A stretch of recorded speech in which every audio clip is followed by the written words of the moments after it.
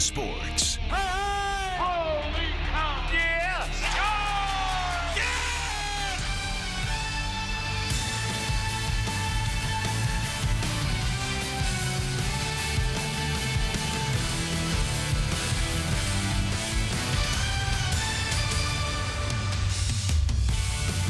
After a well-played win on Wednesday and a well-earned off day yesterday, the sun is out for the Sox in game number 1 against the Kansas City Royals in a 3-game weekend series here just before the All-Star break.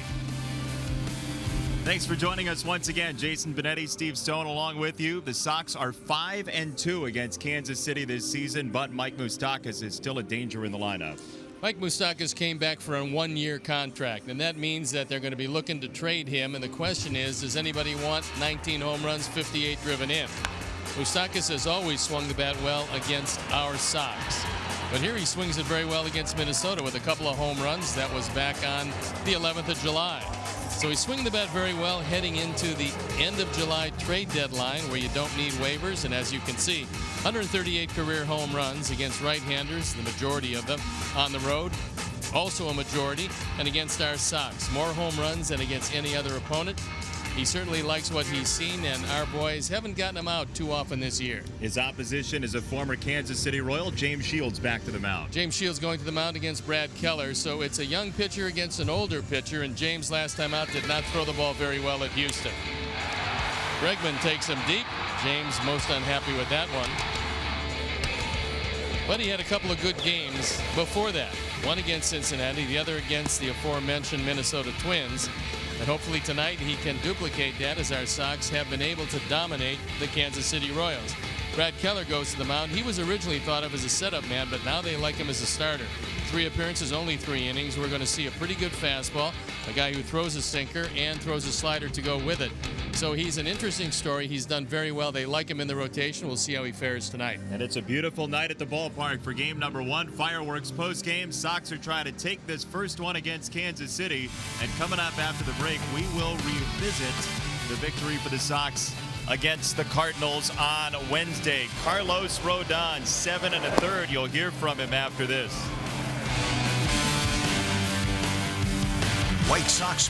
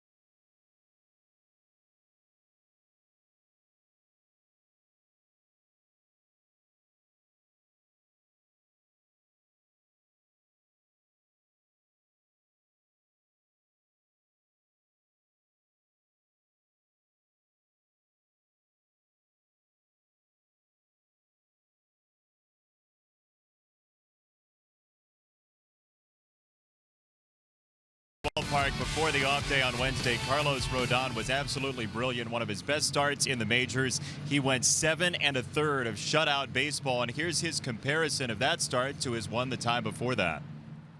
It's just one of those days that, like you said, it came together. I had, everything working. Kind of pitched off, fastball, changeup, and opened up the slider for me, and got some good swing and miss with it. It just, it's one of those days. It's not one of those days where you have.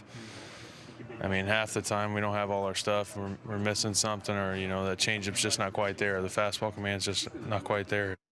I said it to Omar when we were in Houston, when we were coming out of that bullpen. I was like, "Look, man, I honestly have no idea where the ball's going right now. So we're gonna run with it." He said, "Don't worry. Whenever you get on the mound, you throw pretty good anyways, or you seem to figure it out." But I ended up walking 6, but grinded through it, went 6, and tried to keep the guys in the game. And that's just the way it goes. It's either going to be a dogfight, you're going to get your butt whooped, or you're going to shove it up their butt. Well, that's one way to put it, huh? That is one way to put it. And you really don't know what you're going to have when you come out of the bullpen. There's a lot of guys that feel great. Then they get to the mound, they can't find it. Sometimes you don't feel real good. You get to the mound, and you've got everything. So for him, he doesn't quite know yet. But what's going to happen as he moves along, he's going to be able to adjust what he has on a given night. He doesn't have to adjust if he has the stuff he had last time out. How do you feel today out of the bullpen? I feel just great out of the bullpen. I'm usually not too good, but today is pretty good. Well, that's great. Yeah. We'll look forward to it. Carlos Rodon, we'll see him in a couple of days after the All-Star break. Sox and Royals, James Shields takes the ball this time around, and he is next.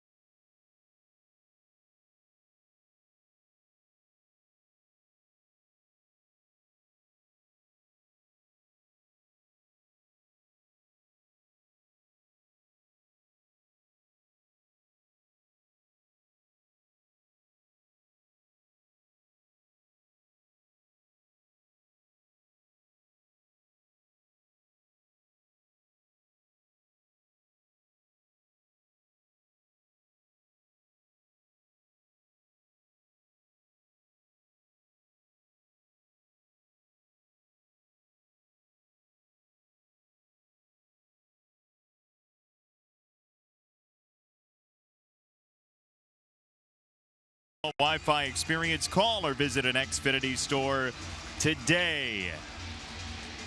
It is a Friday night for baseball here at Guaranteed Rate Field, and the Kansas City starting lineup written out by Ned Yost goes like this. Merrifield at the top, still a very dangerous hitter. Then Bonifacio and Moustakas, who we told you about. Perez, Duda, and Dozier. Gordon, Escobar, and Mondesi. Let's take a look at the defense. As Ricky Renteria is going to put him out there with Lamar in left, and it's Tilson and Garcia in the outfield, left to right. Yomer, Tim, Yohan, and Jose in the infield, with Omar Narvaez getting the nod behind the plate, and James Shields on the hill. Last time out, not a good afternoon for James Shields against a very good Houston team.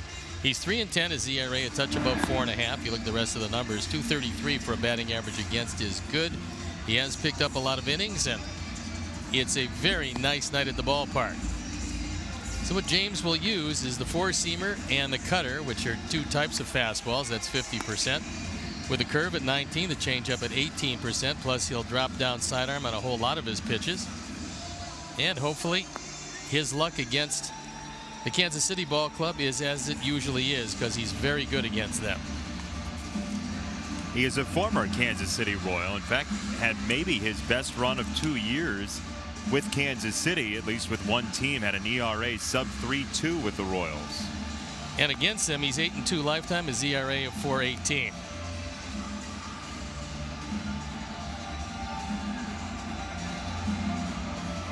We'll take a look at the umpires for the game tonight. Tim Timmons has the plate. Adam Hammery is at first base with Chad Whitson and Mike Winters at second and third. So with the wind blowing a bit in today, if not, it's blowing toward the left field corner at times, but usually it blows to the right field corner. Not so tonight on a very warm and mostly humid night here in Chicago. So we're ready to play baseball, and I'm ready to turn it over to my vociferous play-by-play partner, Jason Benetti. Steve, thank you so much, and happy almost birthday to you. Thank you. You're welcome. It's birthday eve for Steve Stone. Get your gifts and send them to Guaranteed Rate Field, care of the Chicago White Sox. It's great. Thanks. Overnight them. Got to do it quick. Whit Merrifield to lead it off. First pitch from Shields, a strike to Merrifield. This Kansas City team, you look at the record, 26-66. Since June the 1st, they've played 35 games. The Royals are 6-29. It's been a rough year for Ned Yost. It's sort of a half rebuild right now with Moustakas and Gordon and some other veterans there. But also you see some young players creeping into the lineup too. We're going to probably see some more as we move along, and this is their base running threat. With Merrifield has swiped 16 of them, so keeping him off base is a good thing. In the air, right-hand side, Garcia is there for out number 1. And your 2018 Chicago White Sox are presented by Guaranteed Rate, your home team throughout the season and the official mortgage provider of the Chicago White Sox. Get started today at rate.com. So Kansas City for the year, the best thing they do offensively is not strike out. They're third in baseball in fewest strikeouts by batters. They don't walk much at all. The batting average is .240, which is 23rd, and they don't get on base much, but they will put the ball in play, forcing the defense's hand. And this is one of the younger guys that they're thinking about, as Mondesi, just back, hitting very close to 300. Jorge Bonifacio suspended 80 games for PEDs during spring training. That was the second week of March. Yeah, I mean, they were looking for him to get 500 plus at bats, and it's not going to work out this year because of the suspension. Shields goes upstairs at 93. It's 1-2, and they have Jorge Soler as well on the disabled list, along with Cheslor Cuthbert. And as many times as Soler has been hurt, this one was one of those injuries that you can't predict. He fouled the ball off his foot. The foot is broken. They figure maybe another 2-3 weeks he'll come back, but he's a big part of their future also.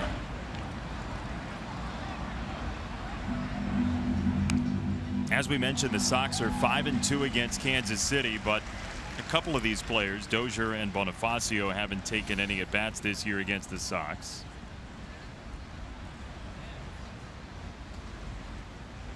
One and two.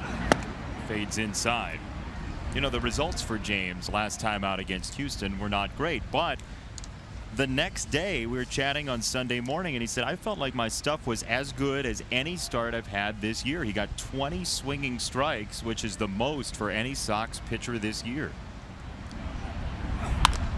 We just happen to run into a very good team in their home ballpark, and when that happens, and Houston was playing very good baseball at the time, you're going to have some problems even with good stuff. Don Cooper back and healthy, just showing the wear and tear of the surgery he had a little bit on the right arm. No typing for a couple weeks, we would imagine, for Coop. Called strike 3 inside corner. Shields freezes Bonifacio. That's one of the pitches that he throws and very few other guys try it. That's a cutter inside. Hitter gives up. As you see, the knees buckle, and Bonifacio just was looking for anything but a cutter inside. 2 down for Mike Moustakas, who got that 1-year contract, as he told us about in the open. 19 homers. The power is there. Just a question of if anybody will pony up for Moustakas. Well, the question is, at this point, knowing that his contract runs out at the end of the year, just how much can Kansas City get in return?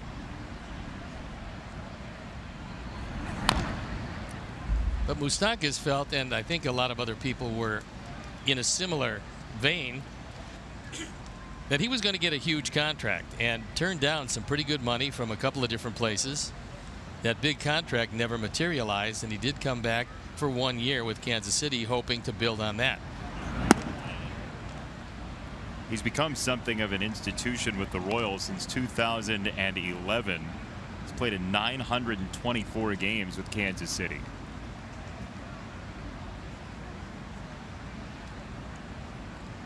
Two balls and a strike.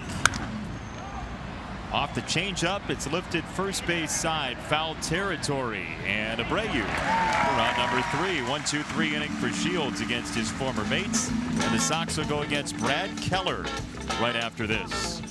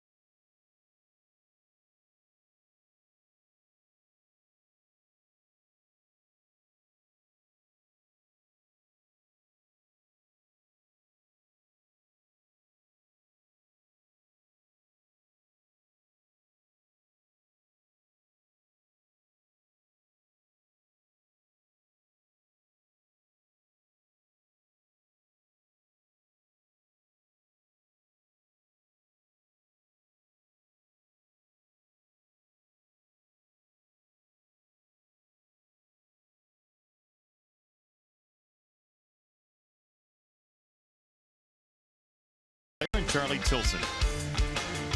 Let's take a look at the defense put out there by Ned Yost. It's Gordon, Escobar in center field, and Bonifacio in the outfield, with Moustakas, Mondesi, Merrifield, and Dozier in the infield.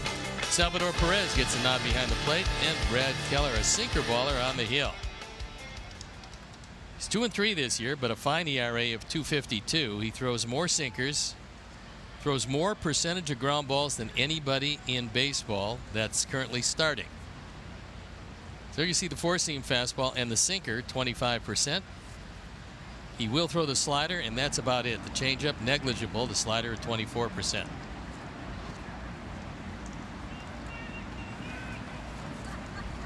Yoan Moncada takes a strike. Moncada had that 7-game hit streak broken the other day, then helped in the Sox 4-0 win 2 nights ago. That was with a triple in the 8th, and he scored a run eventually. 10 for 33 against Kansas City this year for Moncada. A couple of home runs. 2 of his 11 for this season have come against the Royals. Keller throws that slider, as he said, about a quarter of the time. Well, sinkers and sliders go very well together for whatever reason. They pretty much came out of the same arm slot. But he throws straight over the top. The oddity of his fastball, and that's a four-seam fastball, is that it acts like a slider. So a lot like Mariano Rivera used to do, he'll cut it into the left-hander's hands, but that's his normal fastball. On the grounded foul, third base side for Moncada. Sox split with St. Louis, then 3 with Kansas City, then the All-Star break. And we'll see the Sox All-Star Jose Abreu coming up third here in the first inning.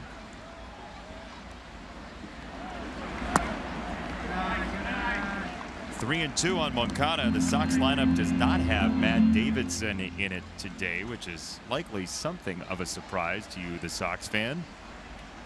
With his success against Kansas City this year, as Moncada takes a walk, and here is Ricky Renteria on why Matt Davidson sat out this evening. It has more to do with trying to get him back on track. It had nothing to do with, I can't paint the success against a particular club. He was swinging the bat pretty well at that particular time. Right now, he seems to be in a little bit of a tailspin, which we want to help him try to get out of. It had more to do with just trying to give some of the other guys opportunities to give them a chance to show what they're capable of doing. I'm sure you'll see Matty back in there tomorrow and probably the next day. He has 7 home runs against Kansas City, but again, as Ricky Renteria just said, sometimes that can be a product of when you play them, not that you're playing them. Well, he played him very early. You might remember he was all everything in the early going against this ball club. To 14 home runs, 7 have come against the Royals.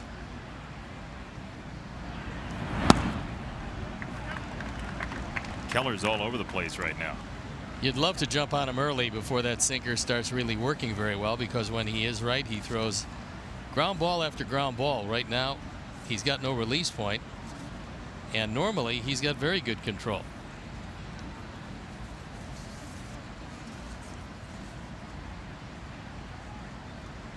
Two 2-0. Sox saw Keller out of the bullpen earlier this year, and he now as a starter has given up only 1 home run. He has the 2nd longest streak without giving up a homer in the majors, second to only Trevor Bauer.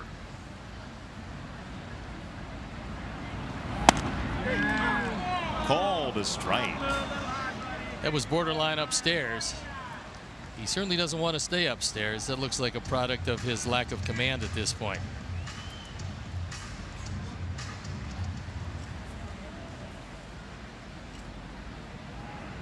Moncada at first, 3-1. Sanchez fouls it off left side. Keller's not paying a lot of attention to Moncada over there at first base. Well, I would think that you got a pitcher that doesn't strike out a whole lot of people. 35 strikeouts in 60 2/3. This might be the ideal time to use the hit and run.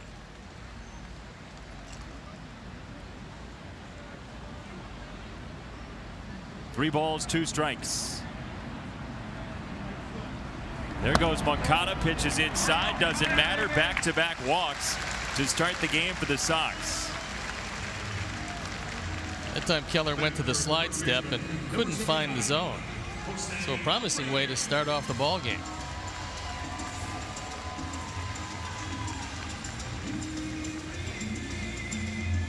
It's Jose Abreu who tries to use this series as a trampoline for his All-Star start coming up on Tuesday at Nationals Park. Sox will play 2 day games tomorrow and Sunday with Kansas City, and we have some special guests for you coming up during our telecast. 3rd inning, we'll hear from Jack McDowell and Jason Beret to talk about the '93 reunion coming up tomorrow. And then in the 5th inning, we're scheduled to have the head coach of the best women's basketball team in all the land, Notre Dame, Muffet McGraw, will be here with us to talk about her championship side.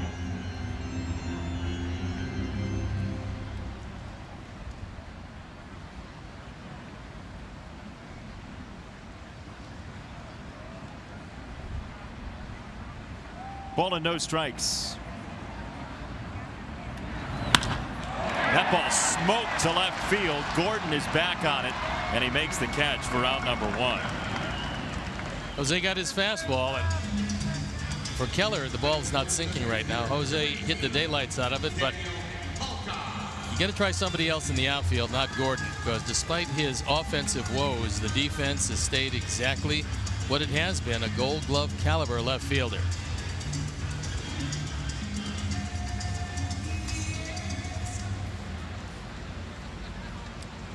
So here's Polka.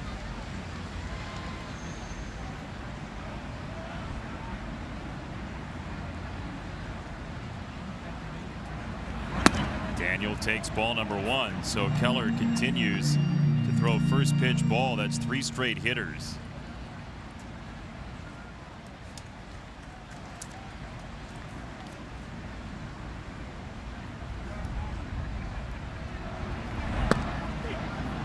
Called a strike. 1 ball, 1 strike.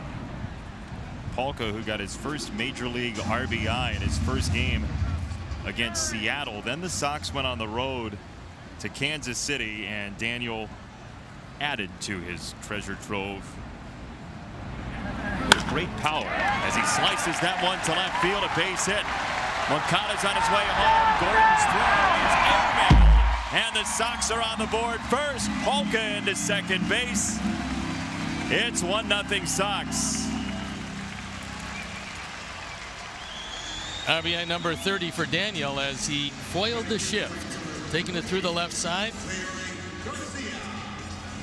Playing him as a dead pull hitter. And as you can see, this ball stayed up. It moved away from Daniel, but had no sink on it whatsoever. So the stuff for Keller here in the first inning has not been good, and so far it's cost him a couple of walks. And Nick Capra has no problems running on Alex Gordon, who throws a rainbow to the plate.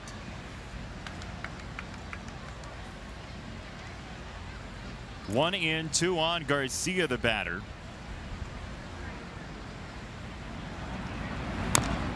Polka had his first 4 major league hits against the Royals in one game. That was on April 28th. Then his next 2 came against Kansas City. So his first 6 hits, his first 2 doubles, his first triple, his first home run, all against the Royals.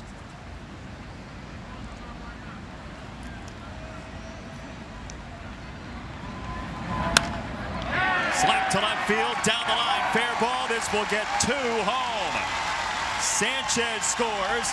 Polka follows. It's a 2-run double for Garcia. The Sox pile on in the first.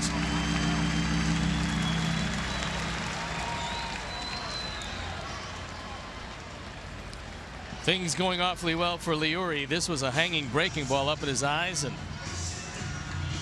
a line drive first inning. Sox have been hitting the ball hard. They've been hitting it in the air, which is a death knell for a sinker baller, and Keller not able to get the ball down, and it's cost him a 3 spot with Liuri still out at second base. Cal Eldred, former Sox pitcher, out to the mound.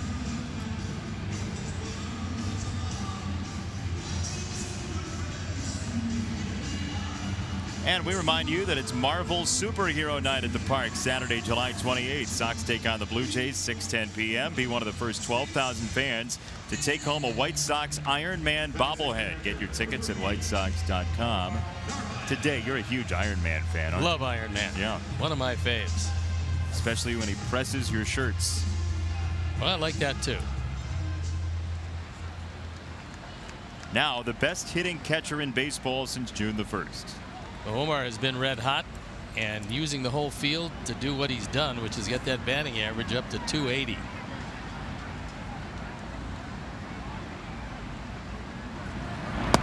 Omar's batting average since the 1st of June is .409. That's pretty good. That's real fine. Getting a whole lot more play these days, as you would expect with a batting average like that over the last 6 weeks. Kevin Smith is in the high 300s.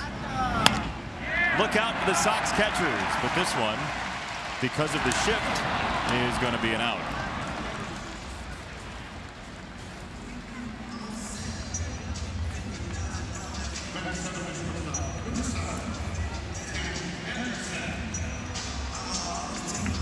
That had some spin on it for Merrifield. Yeah, that was a good play, as he didn't have a chance to plant his feet. Got it there in time. Fortunate that it was Omar going up the line.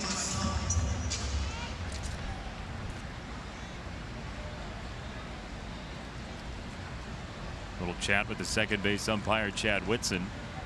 And here's Tim.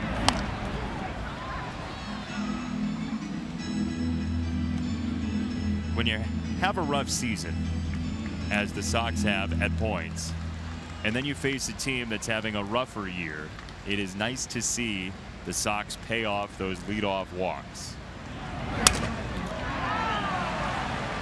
Mondesi has out number 3, but back-to-back bases on balls to start the inning. Come to roost, 3-0 Sox.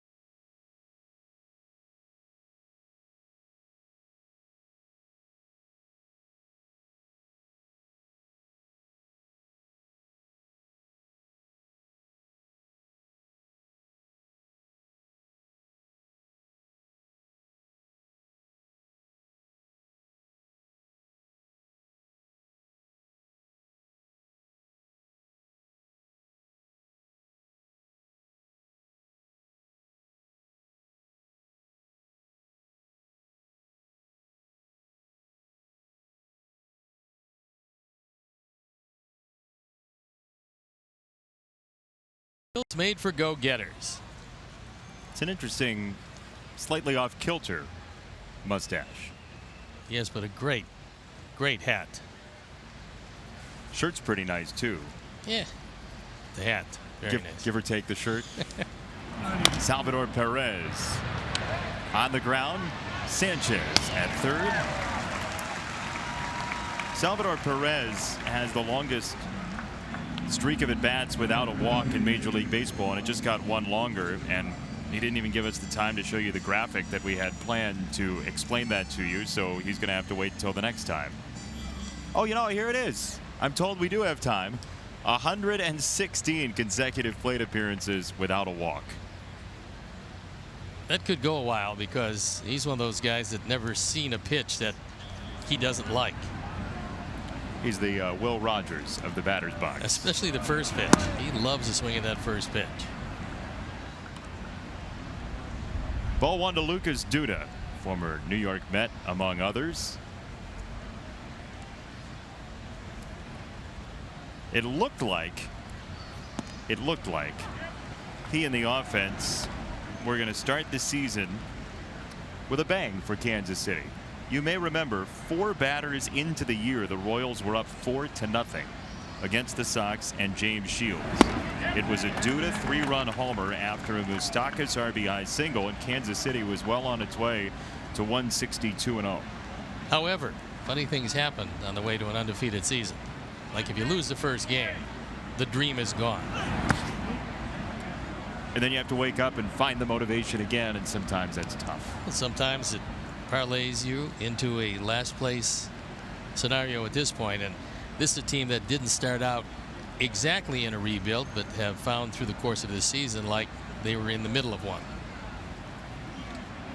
2-2, and I think it's instructive to look at where the division is rebuild wise and when each team has started, because Detroit and Minnesota are kind of in between. Kansas City started the season there, and the Sox were full-fledged in that mode a year ago. And Minnesota is going to lose Brian Dozier one way or the other, either by trade or the fact that he's going to leave, so that's going to help them as they move along. First base runner for Kansas City, a walk of Duda. James most unhappy with himself because he got ahead of Duda pretty easily and then saw him trot to first base.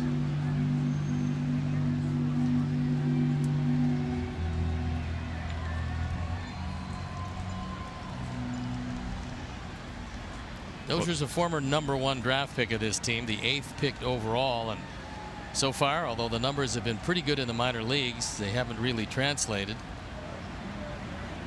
However, he's probably due to get his opportunity and see what he can do. Called strike to him there. James will grab that one and go. In fact, if Tim Timmons decides he's going to call that pitch all night, James is going to have a very good ball game.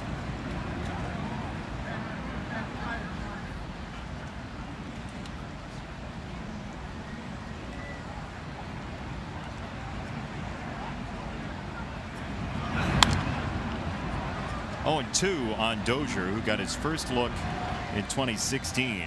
He was 4 for 19.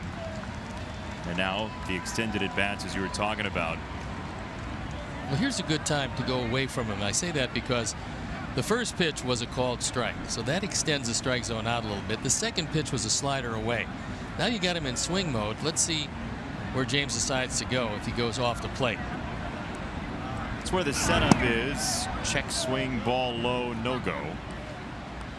Yeah, especially because he's thinking about the fact that he's got to protect even further. Right. You got him in swing mode 1 and 2.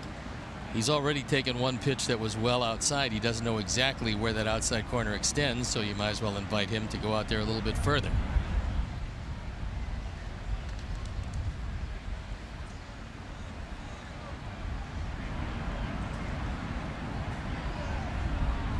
One, 2. Breaking ball that he got a piece of. That time James was looking low and away, and that one just drifted over the middle of the plate. That could very well have been his one hittable pitch in this at bat, and he fouled it off.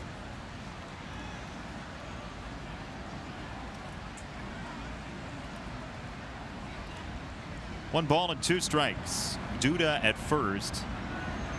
Sox are up. It's inside.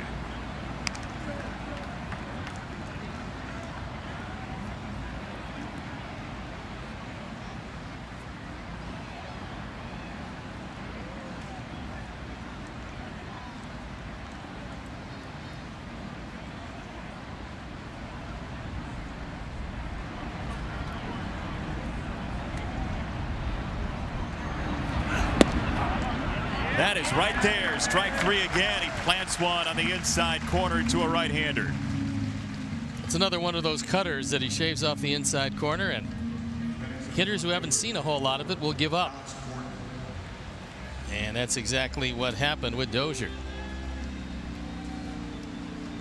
Well, James is coming up on 400 starts for his career, and that was one of his goals that he set out for when this season began, and certainly that's one reason to keep your health up in the offseason. He talked about recovery being the major goal for him, recovering after each start this year in order to help him get to number 400, which is quite the milestone. Well, you can't do what he's accomplished in the game unless you keep your health, and James has always been known as one of the guys that will take the baseball. ERA and even 4. This is .392, so he needs 8 more. And he came in 8 games over 500. 2011, he was an all-star. He finished 3rd in the Cy Young balloting with a .282 ERA and 33 starts in those 11 complete games. Yeah, you're not going to see that anymore. You don't see teams complete 11 these days.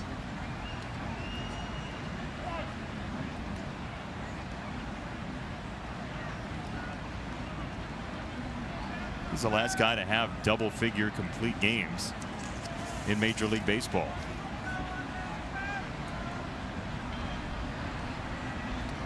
(1-1). Tapped foul by Gordon. Gordon has really struggled through yet another year offensively, although the defense is still pretty good. But 262 at-bats, he's driven in a total of 17 runs. He very rarely walks, just 24 times this year, so the contact has just not been close to what he's used to over the course of his career.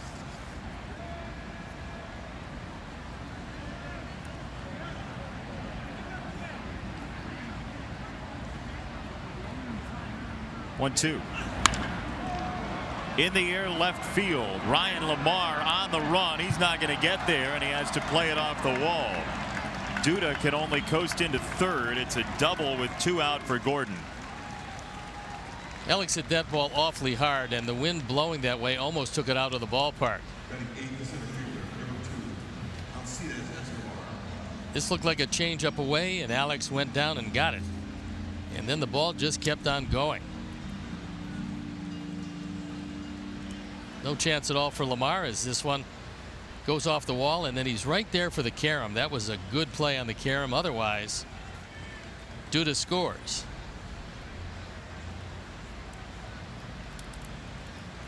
So Ryan Lamar, in his first start as a Sox player, keeps a run off the board, and it's Escobar. He's hitting an even 200 on base less than a quarter of the time. He's never been an offensive specialist, and now Escobar forced into playing some center field this year.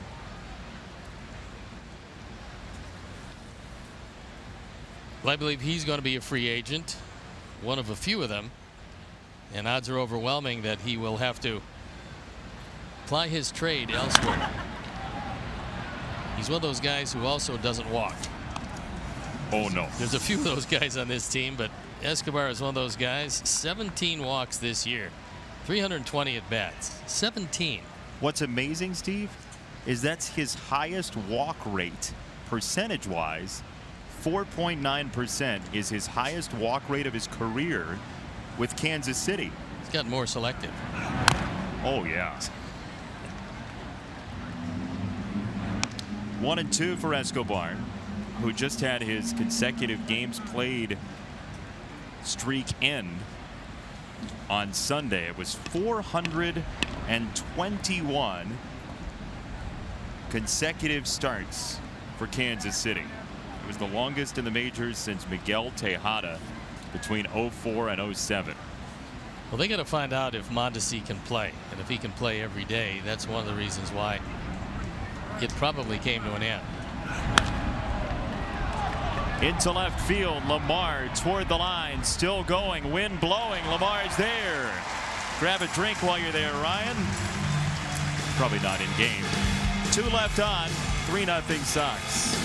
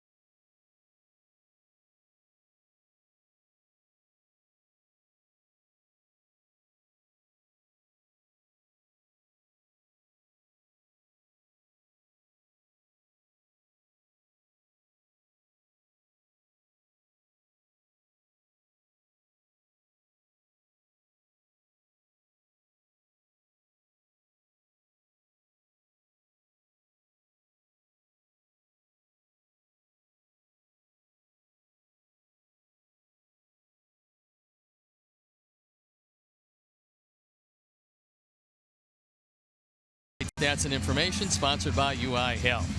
Providing expert care for you and your family. UI Health, changing medicine for good. Learn more at uihealth.care. Ryan Lamar in his first opportunity as a Sox outfielder. A waiver claim from Minnesota. He's been with now 5 separate major league teams in his career. 21 games with Cincinnati 3 years ago, 5 with Boston in 2016, 3 with Oakland last year, 43 with Minnesota this year, and now the first with the Sox in 2018. Looks much better in that Sox uniform. You think so? Yeah, it goes with his complexion. Third base side, Moustakas. He could throw, that's for sure. 1 down. Head to the park Sunday, July 15th. That's this Sunday. Sox take on the Royals, 1:10 p.m. All kids ages 13 and under take home a play ball, pitch grip baseball to teach your kids how to properly throw the most common major league pitches. To get your tickets, visit whitesox.com today. A couple days early, but a hot dog for his troubles and a hot dog there. Always make sure you don't have mustard on your face. Tilson to center field. Escobar for round number 2.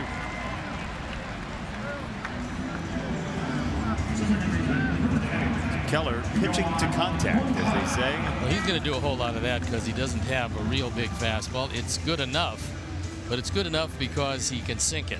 When he doesn't sink it, he's going to give up some line drives and not strike out a whole lot of people.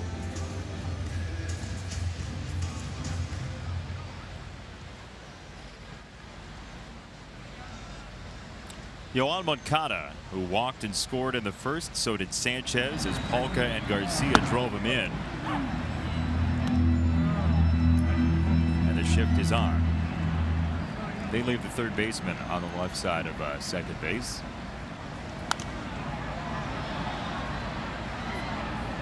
Two strikes on Moncada, who has changed the path of his batted balls in a small way this year. The ground balls are down 9%. Fly balls and line drives are up, and so are pop-ups. So he's traded a little bit of ground ball for some air so far this season. Launch angle. Well, it's really about swing path, right? I mean, the angle is the result, but you don't set out and say, okay, I'm going to go for 28 degrees today. You know, as a pitcher, you watch the swing path of the batter, right? And the comfort of the swing. Well, I certainly want to see if he's got an uppercut swing, because that will determine where I throw the fastball. As far as the breaking ball is concerned, that doesn't really affect what you do with the breaking ball, but the fastball, it does affect. You see an uppercut swing, you got to throw high fastballs. 2-2. Check swing, ball low. Nice job of laying off that slider as it dipped out of the zone.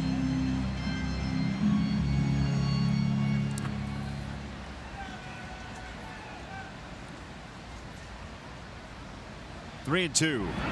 That's low. Moncada has a second straight walk.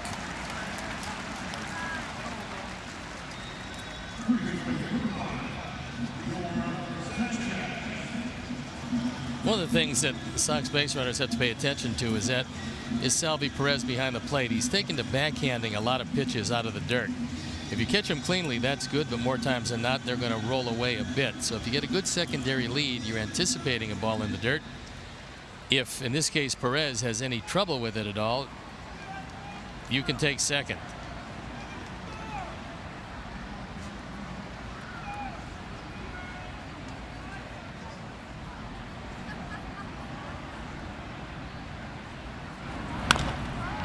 First base side and over the head of Dozier into right field. Moncada peels away for third, and he's in there. So first and third, 2 out for Sanchez and the Sox.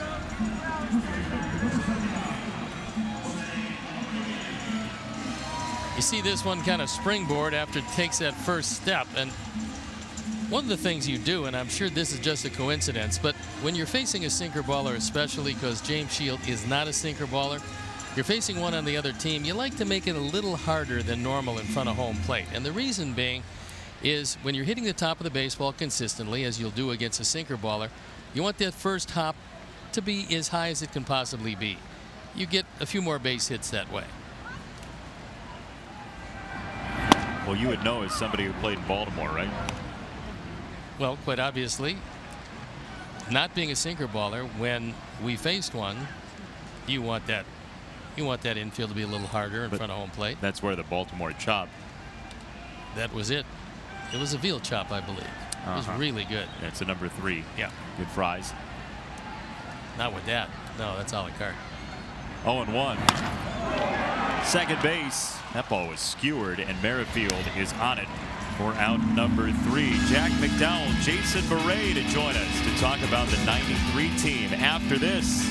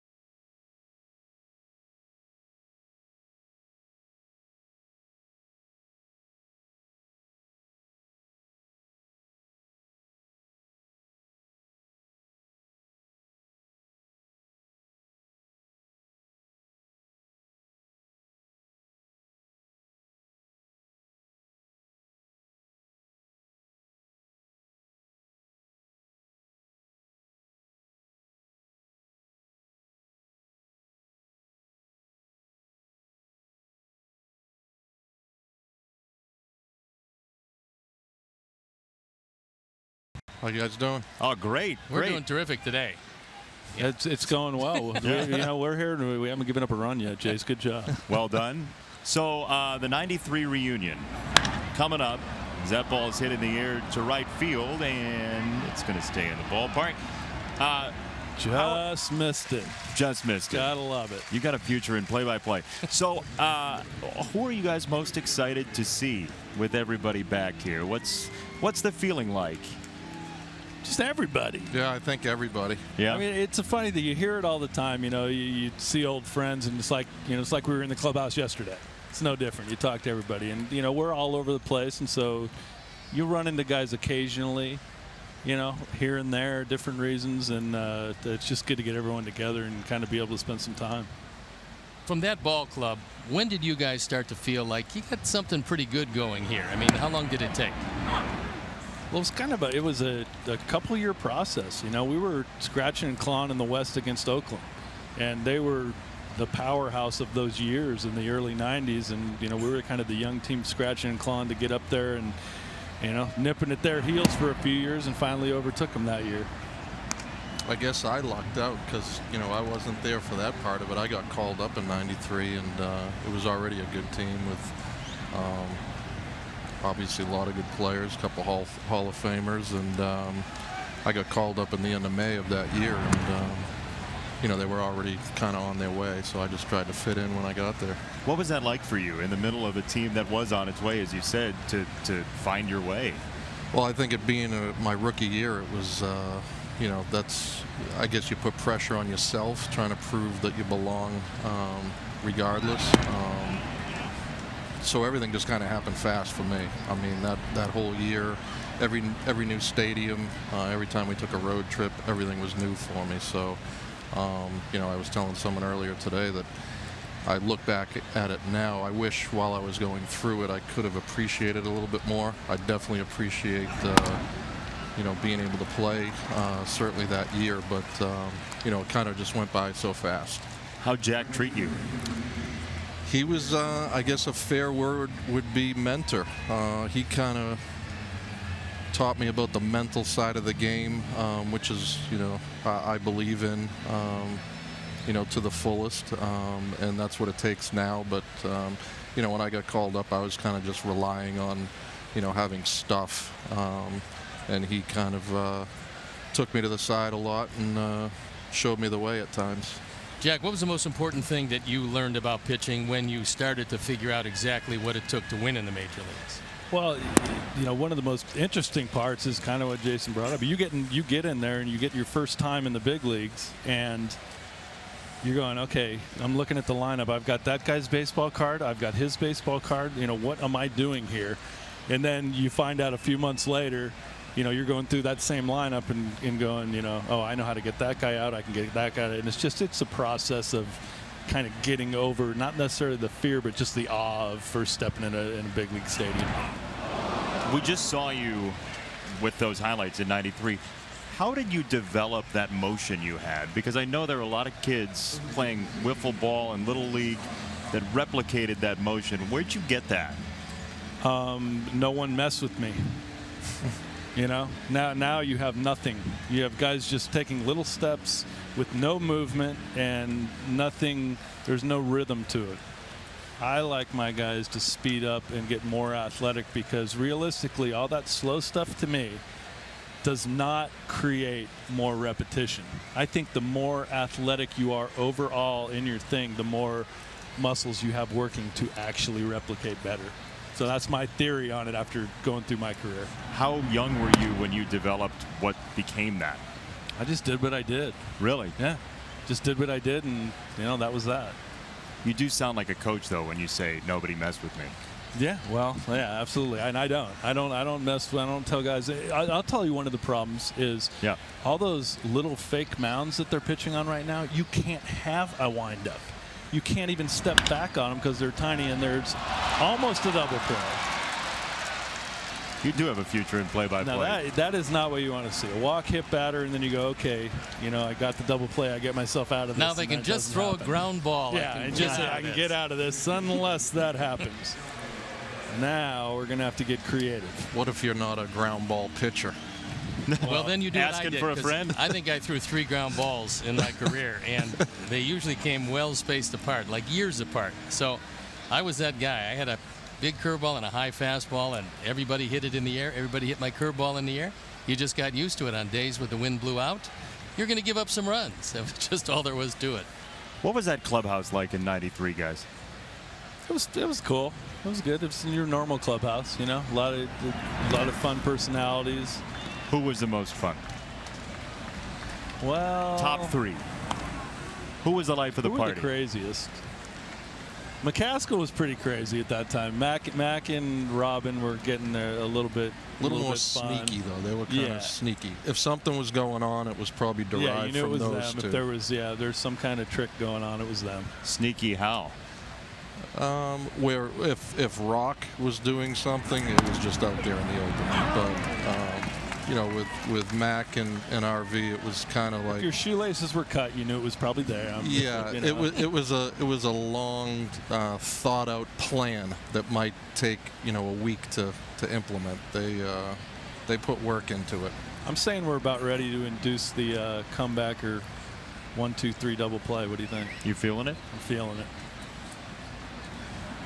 Let's see. Oh, that check swing almost got it. That would have been it. Well, we got James Shields on the mound, and we've thought of you a little bit because he'll pick off at third. He doesn't go first to third, third to first, but a little That's 'cause it's reminiscent of you. illegal. I know, right? He'd be breaking the law. You hate that went away. I don't get it, but whatever. Left-handers can still do it. They can fake like they're going home and throw to first. What's the difference? In the air, center field. Tilson is back on it to the warning track, and this will get a run home for Kansas City. The Royals are on the board. Hey, you're coaching Queens down in Charlotte. Yes. First season, how'd it go? Went well. I had a small roster, which I wanted for that first year, so everyone got a lot of playing time, and guys were going to stick around and stay in the program, but we were able to stay healthy through the whole season, and that was one of my goals, to show that I'm going to be able to keep pitchers healthy, and I'm going to do that. So I got a lot of theories on old school versus new school that I get to test out on all these kids, so it's going to be fun. Jason, what are you up to? Actually, nothing really this year. The past 3 years, I was the bullpen coach in Cleveland. So this year, just home, spending time with the family.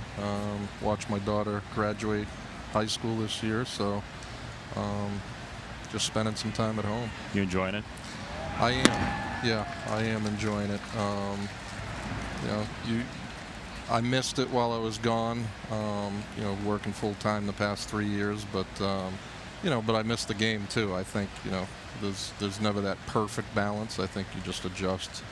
How's Terry Francona to work with?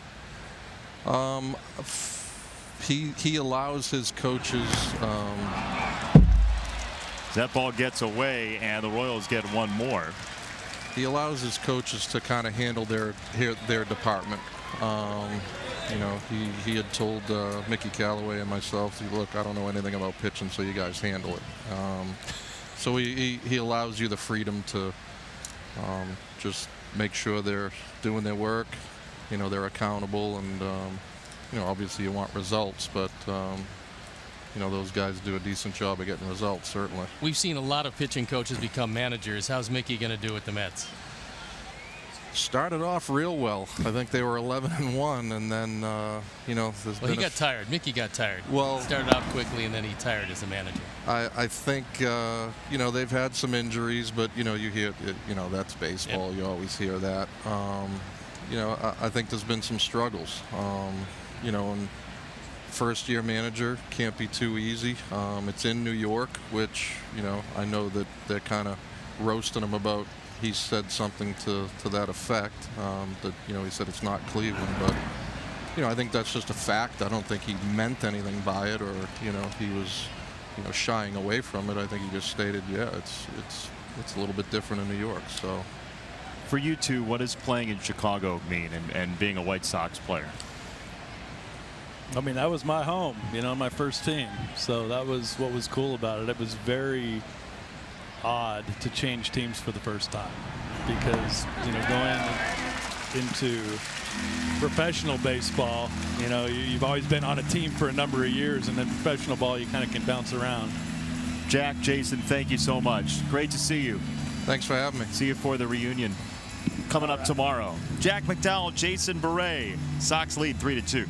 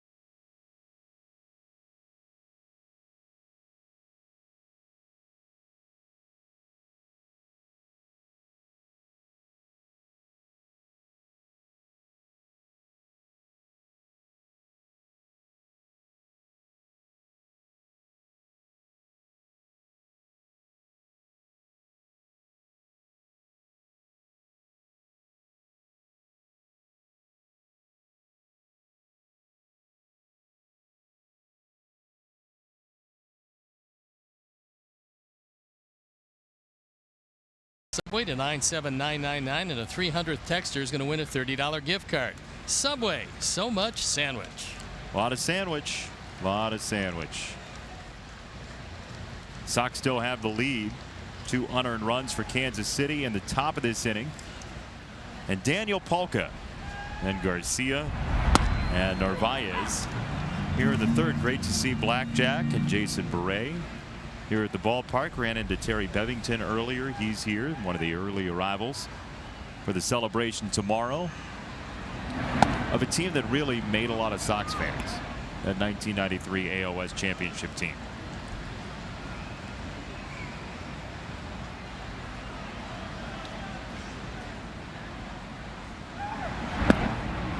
He went around, 1 ball and 2 strikes.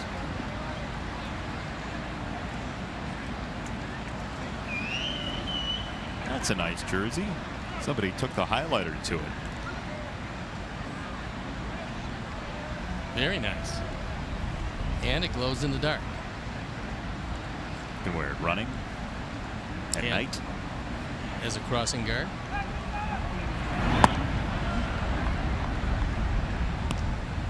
So, mentioned the 2 runs unearned. James Shields talking to Yohan Moncada, who had the error.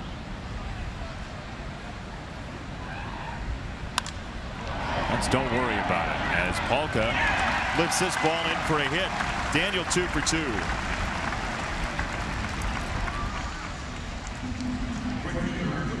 Both his hits on the left side of second base, which is unusual for him. Maybe if he continues to do that, they'll take at least part of the shift away. He's also currently filing a petition to play the Royals every day, as he's 8 for 13 against Kansas City. That would be good along with Matt Davidson. We could just let him alternate hitting. 2-man lineup. That would be it.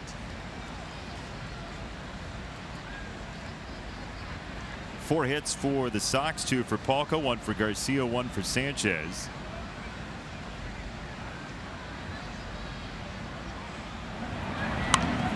There's a bunt, third base side, and it is a dandy.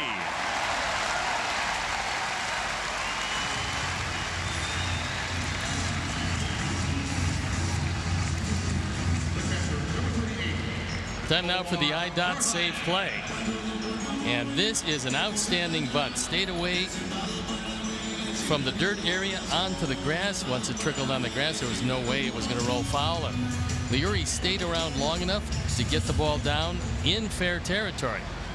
And that reminds you that safe driving habits really are a matter of life or death. Visit lifeordeathillinois.com.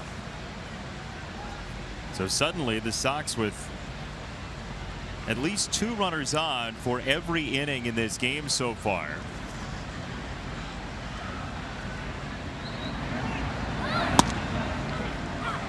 Omar takes a strike at 95 from Keller.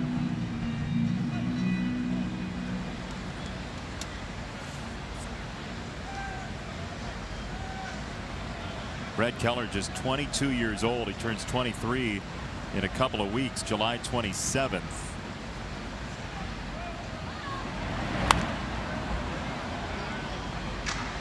Here's a Rule 5 pick by Cincinnati from Arizona this December, and then immediately traded to Kansas City.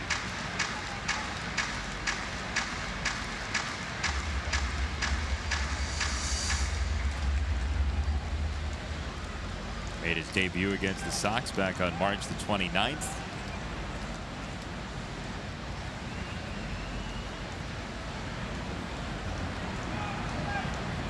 Oh, 2 in the dirt, and Polka got a great read on that ball. He was halfway to third as it got by Perez. Garcia to second. You can pretty much tell if this ball is going to carry him off a great deal by how far in front of the plate that it bounces.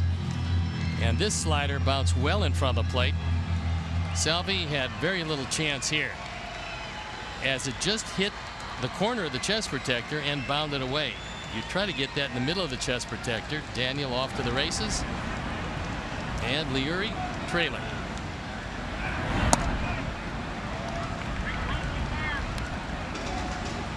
In an era when pitchers essentially are going out to the mound looking for strikeouts, Keller is very much a throwback, and the Sox are more than halfway through their second time through the order and have no strikeouts.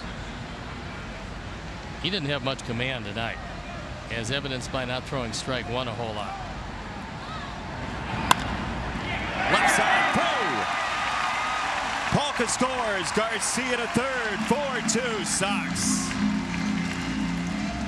Omar continues his ability to use the whole field. That time took that soft breaking ball and shot it into left field. So with a semi shift on, this slider down, he takes it the opposite way, finds a nice place for it to land, and drives in his 15th run.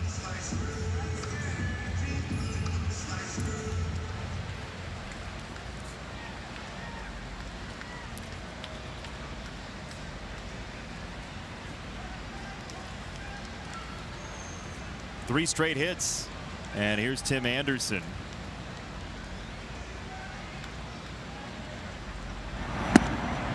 He takes a called strike.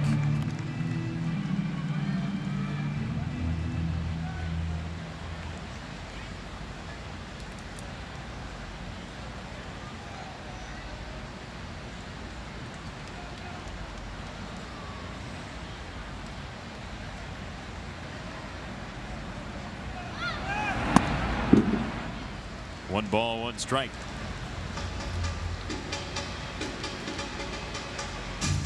It's not a terrible pitch. No, it's an inside-out swing on a low pitch.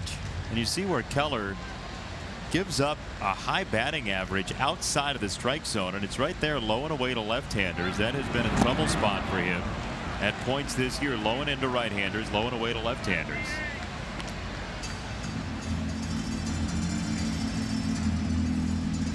Why do you think that might be? High batting average against pitches out of the zone.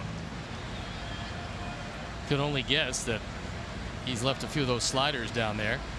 Normally you throw a sinker down there, you get a guy to roll over and ground it, in the case of a left-hand hitter, to the first base side.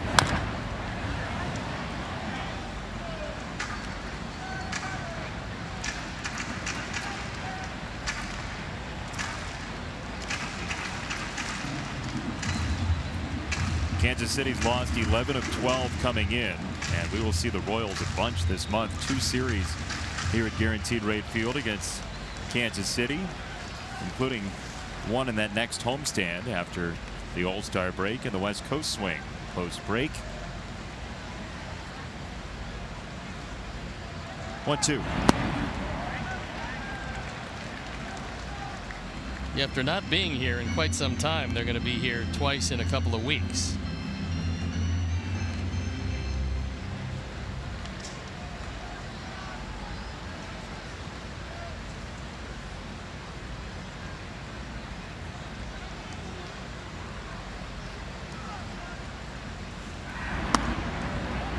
That's outside. Perez tried to get it for him. He did not. 3-2.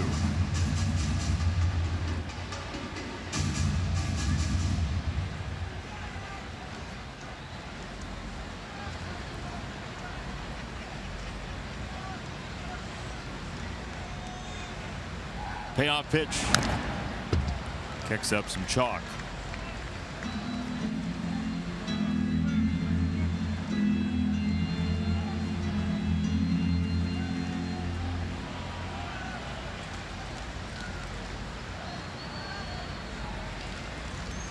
Sox got 3 in the first on 2 walks and 2 hits.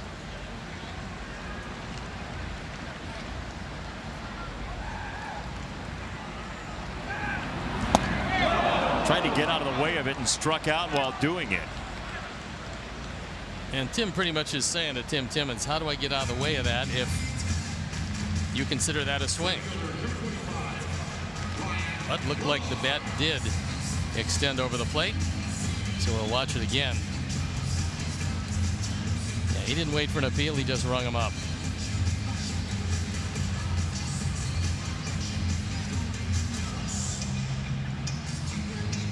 One down for Lamar.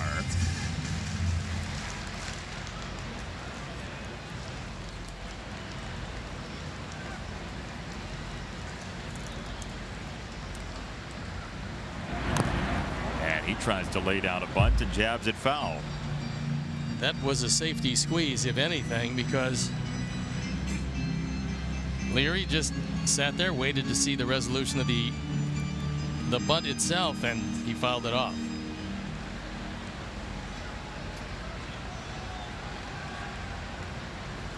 Ryan Lamar out of the University of Michigan. Yet another Michigan man attached to the White Sox team. Rick Hahn, Scott Merkin, Chris Getz had all. That's through. Right side base hit. Garcia scores. Narvaez to second.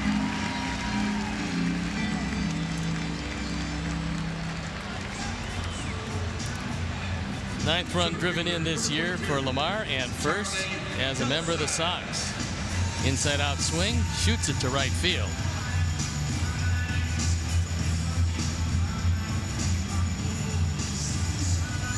And no chance at all for Dozier.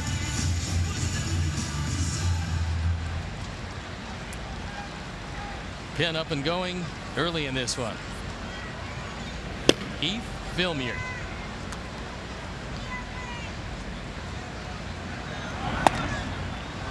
Check swing and strike one.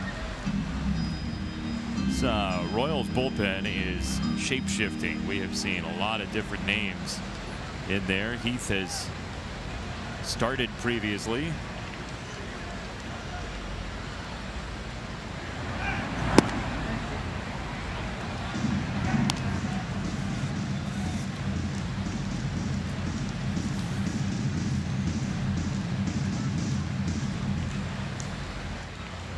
Some thought that he might start on Sunday, but that's not the expectation with him loosening in the bullpen now as Charlie fouls that ball off himself.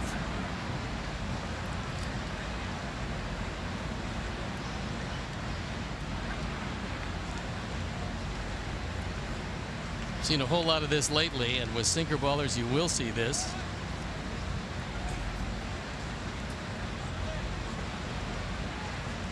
Hermie's coming out, and he wants to talk with Charlie. Looked like it might have hit off the knee, or certainly close to it. The upper knee area.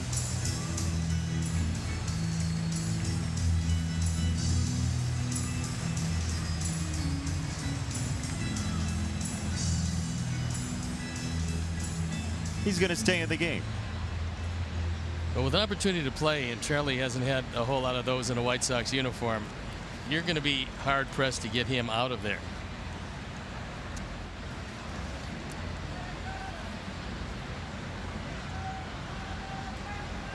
One and two. Omar at second, Ryan Lamar at first. Broken bat up the middle, second base, and they will get one. Lamar had to hang around to see what the resolution of ground ball or fly ball was going to be. And so 2 down. That's a tough one for base runners because you really can't tell if the guy's going to come get it or let it hop. And so Omar was kind of hung out to dry, and fortunately the look was to first base, not to third. If this is to third base, they're going to get him. But the normal thing is try to go second to first on the double play. And with the speed of Tilson, that was not possible. So the inning does stay alive. 2 already in. Narvaez and Lamar drive him there. And it's Moncada for the 3rd time in 3 innings.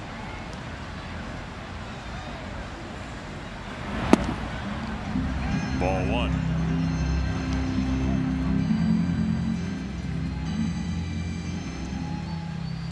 "64 pitches already for Brad Keller, who is toiling tonight."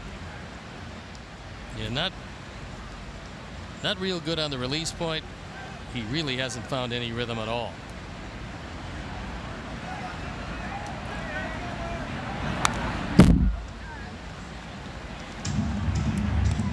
Went changeup away. 1 ball, 1 strike.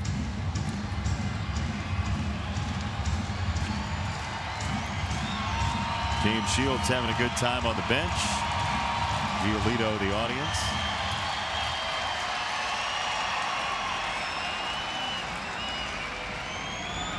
One. Up and out, 2 balls and a strike. Moncada twice has run the count full, and twice he's walked.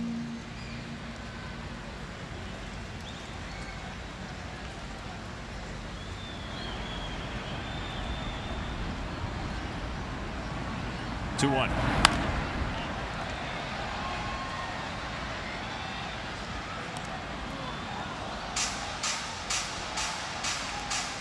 Ben made a nice catch on a high bounce.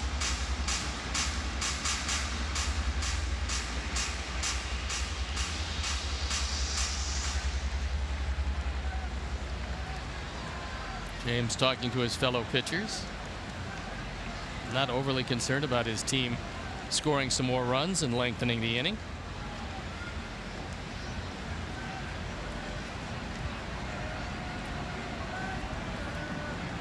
Two and 2 is up and in. 3rd straight full count to Moncada.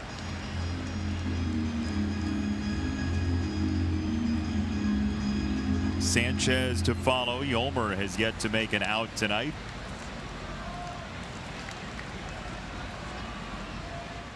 Three and 2 once again. Breaking ball, and Moncada stays alive.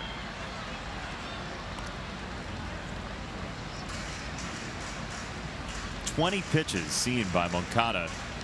3 trips to the plate so far.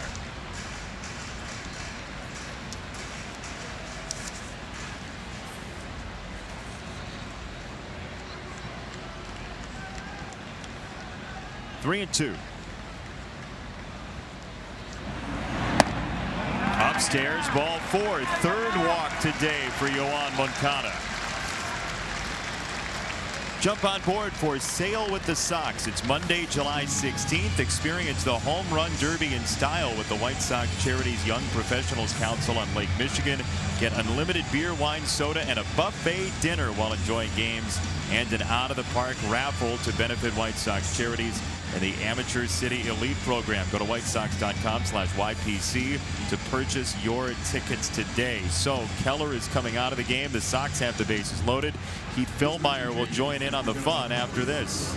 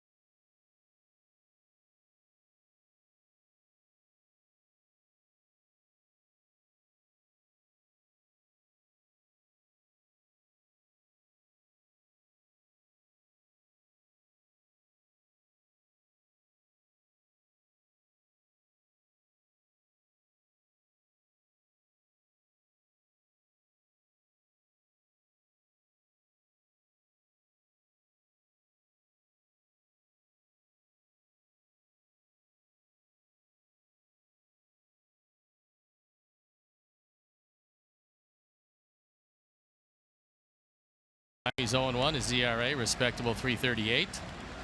There you look at the rest of the numbers. 6 walks, only 5 strikeouts in 13 1/3. No margin for error with the bases loaded. Sox already lead by 3, looking to add to that lead.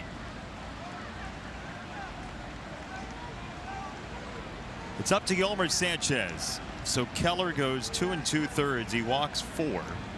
He walked walked one guy 3 times, and then Sanchez another time. So 4 walks, 1 strikeout, 7 hits. And it's the former Division II shortstop Heath Fillmyer to face Sanchez.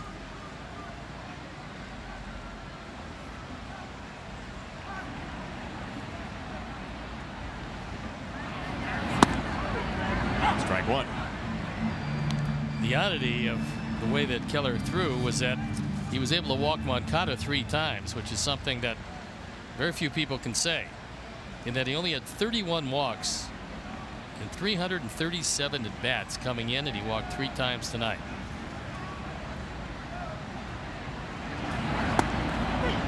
Sharp breaking ball. Yeah, in fact, nobody could say in the majors that they've walked Moncada 3 times. It's the first time he's ever done it.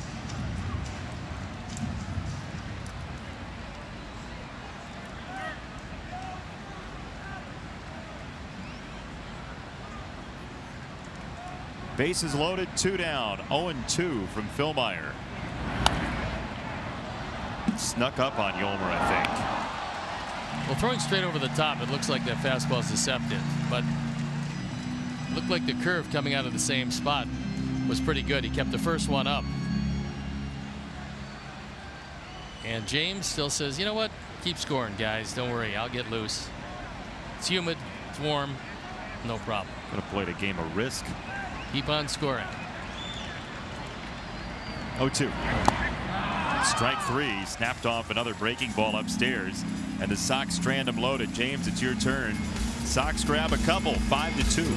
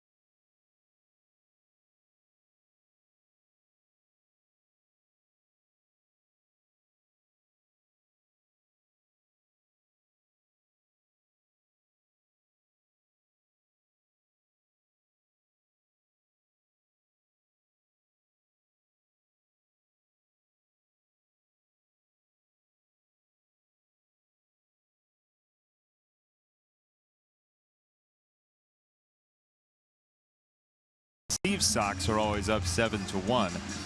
Here's what you can win off the prize shelf today, including the A.J. Pierzynski bobblehead. That's hung around a little longer than I would have thought, especially with this neat hair. But if you're smart enough, quick enough, and accurate enough, you can qualify to win this or anything else on the prize shelf except my socks. Cannot win my socks. Well, at some point we're going to do that. The 93 Western Division Championship pennant because of this weekend. That's a nice prize, too. Very nice. Yeah. I think I might have shortchanged your socks. AJ's very excited about them. They're always up 9-0, I think. I gave them 7-1, but they have a great bullpen. Hunter Dozier to lead off in the 4th, and he takes ball number 1 from James Shields. So this Sox math question, as a little hint for those of you that want to get ahead, involves a player who who will be here this weekend, who also played for Kansas City. Into left, Ryan Lamar for out number 1. Sox Math brought to you by Audi, your local Chicagoland and Northwest Indiana Audi dealers. AudiOffers.com is where you go for exceptional deals. Bo Jackson played for the Sox for how many years? Multiplied by Royals years, divided by the number of other MLB teams he played for, and then add the number of yards in the longest rush of his NFL career. All Bo. Not bad. Omar slides it back in for a strike. Bo Jackson, really one of the great storytellers, and we look forward to seeing him tomorrow. I believe he's going to be in the booth with us. I think so. That's when he's scheduled.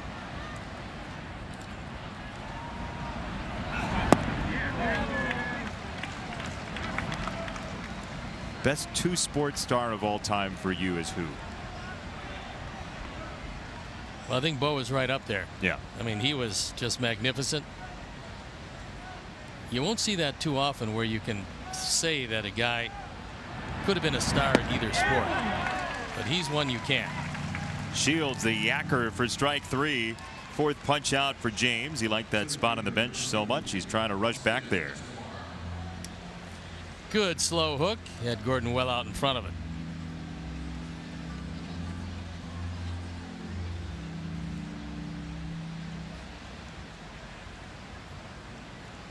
Two down for Escobar. I think Bo's right up there. I might pick Jim Brown. Except that he was not professional in the sport you're talking about. You're talking about lacrosse? Yeah, I mean, well, they didn't have a professional league, but two-sport star-wise. Yeah. He was certainly one. Jim Thorpe is on the list. Dave DeBusschere. Yep. Who pitched for the White Sox. Another one of those guys was absolutely a star in basketball and a major league pitcher in baseball. Deion Sanders, Danny Ainge.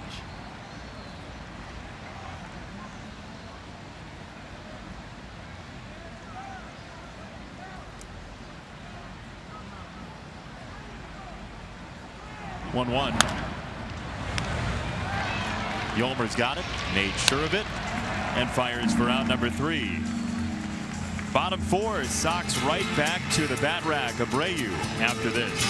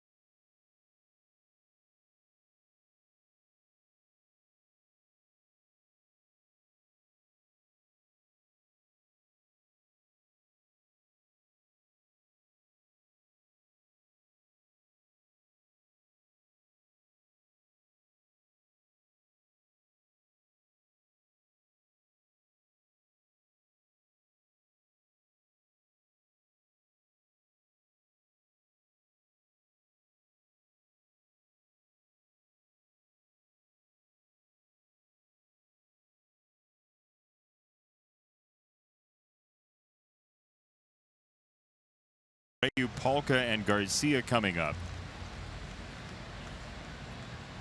And Jose on his way to the All-Star game. He will start for the American League coming up on Tuesday. Home Run Derby is Monday, Futures game Sunday, and the All-Star game on Tuesday at Nationals Park in D.C. Congrats once again to Jose for that honor, which I know he takes very seriously. And that is quite an honor. First time it's happened for a Sox player in 22 years.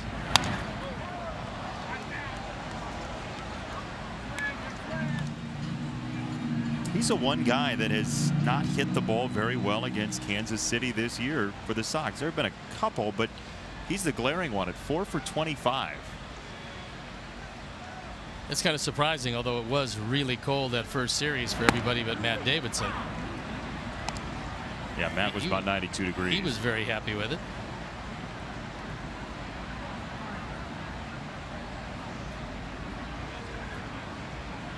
Two strikes on Jose. And Philmeyer misses outside.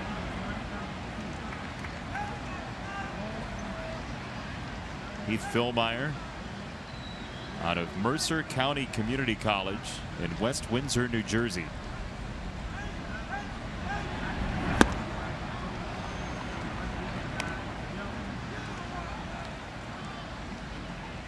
.24 years old. This is one of the youngest bullpens you'll see in Major League Baseball.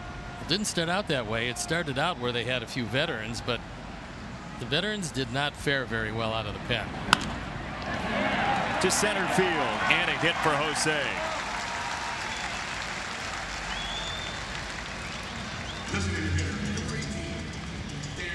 Jose brought the hands in on this inside fastball and able to get a decent part of the bat, pretty much muscle it out to center field for his first hit of the night.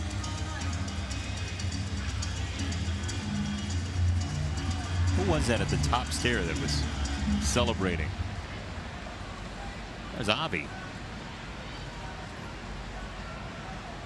Didn't get a chance to sit on the bench too often. Doesn't want to be on it now, not as hot as he was swinging the bat. Well, the hope for the Sox is that he can come off the disabled list after the All-Star break. And in case you're wondering, those days during the break do count against your DL stint.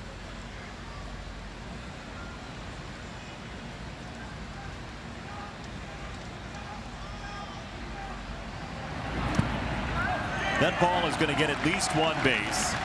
Abreu to second. That's one of the areas where Salvi Perez has gone a bit downhill. Those didn't used to get by. Now they're caroming off various parts of his catcher's gear. And that does go as a wild pitch.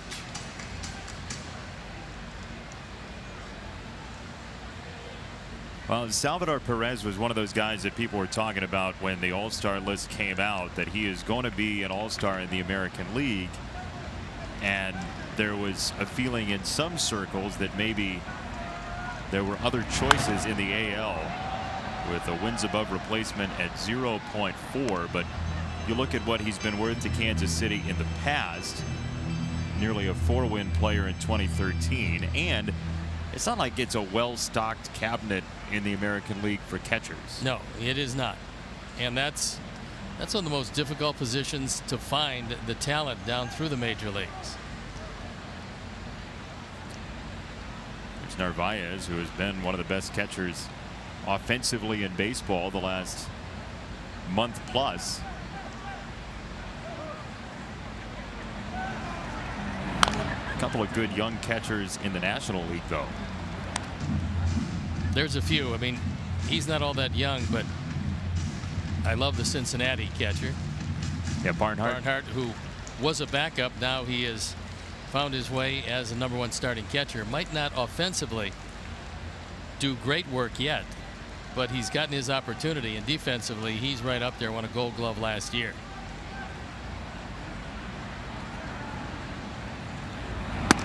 You like the kid in Miami? I like him a lot. So his last name is Muto. It's Riel Muto. Yeah, he's the bona fide Muto. They keep saying they're going to trade him, and meanwhile, he is still there.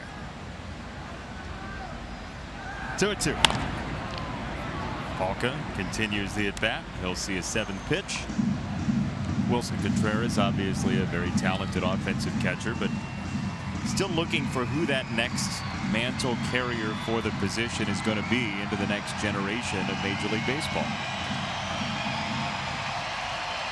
They'll take a look at all the minor leagues and try to figure out who is the next star in waiting, and you'll probably find that fellow who will be here in the not too distant future.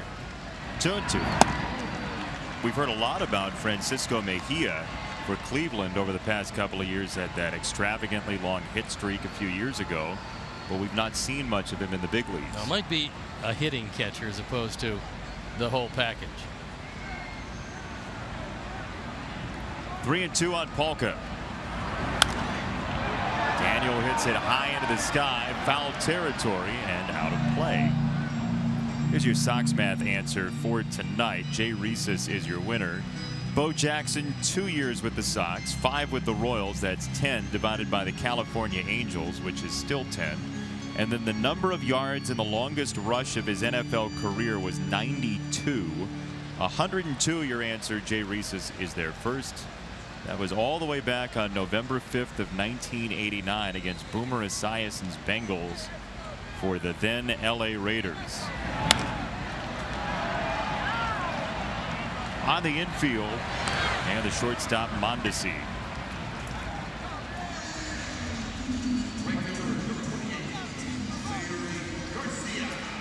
Bo that day had a couple of touchdowns, the first 2 of the game, and eventually ran for 159 yards on 13 carries. That's good. Yeah. I just picture him always running through the tunnel in the Kingdome. After running over Bosworth? Yeah, no matter who he's playing, I just picture him running through the Kingdome.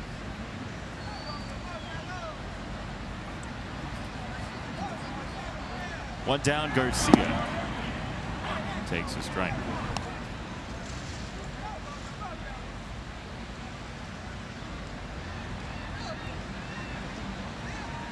Well, Leary better not put this ball in play because we got our 4th drive coming in.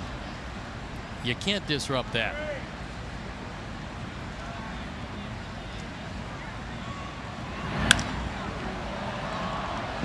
Maybe you can.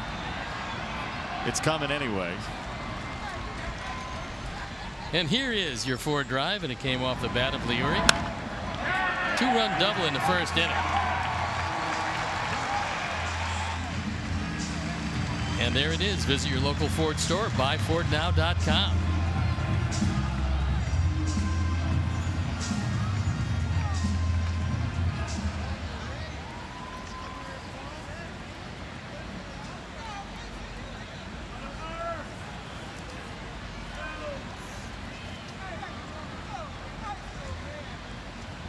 Narvaez with Abreu at second.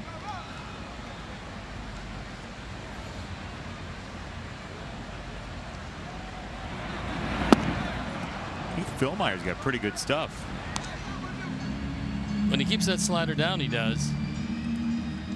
Omar went full Tilson there, losing his hat. A couple of the breaking balls were up when he first threw them. That was to Yomer.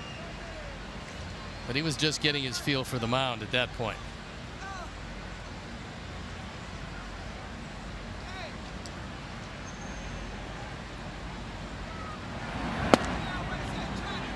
That was a complete take all the way. The rare 0-1 red light. Another one of those that could have gone either way, and it went Omar's way.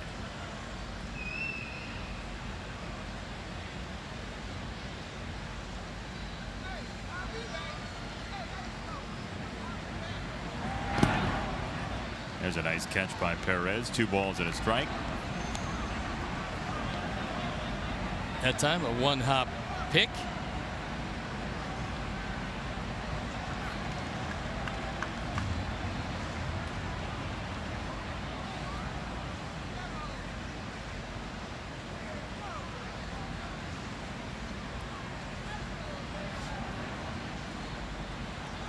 Two and one.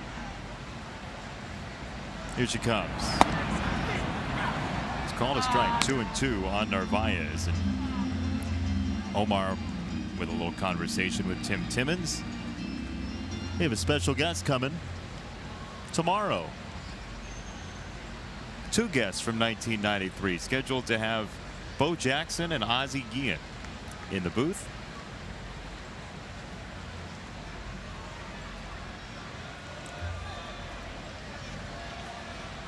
2 balls and 2 strikes. Omar drives it to right, and this is launched foul.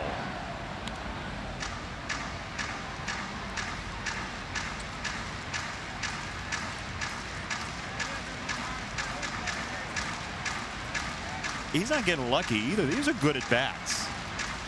He just keeps spoiling everything, and each and every one of these at bats, if he doesn't get a hit early in the at bat, he makes for a lengthy at bat. He battles whoever is pitching. Spoiling some pretty good pitches before, more times than not these days, hitting it safely. Number 6 on the way. Off the plate, outside. 3 balls, 2 strikes.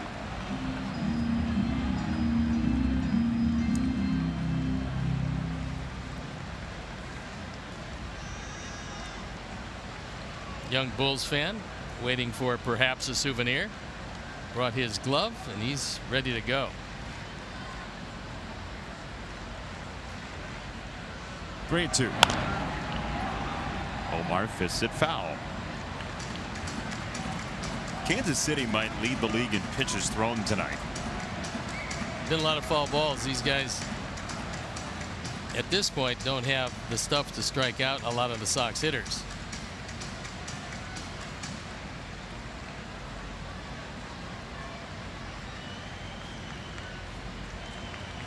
Just waiting, hanging out and waiting. Stick-to-itiveness.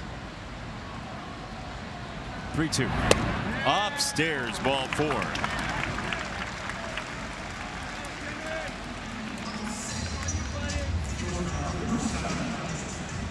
That Bulls fan and Omar with similar at bats. Lengthy.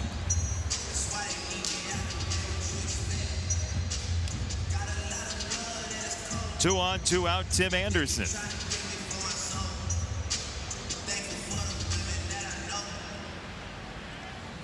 Last time up, tried to check his swing, but in trying to get out of the way of the baseball at the same time, Tim Timmons rang him up.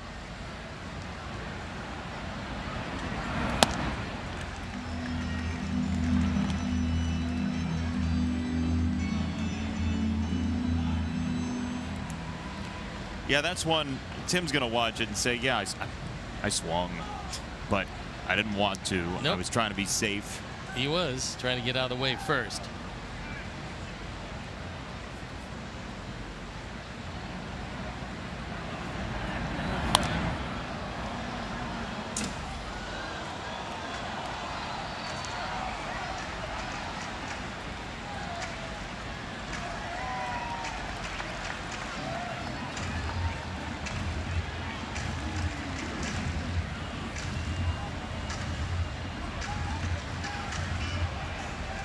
Long inning for Phil Meyer.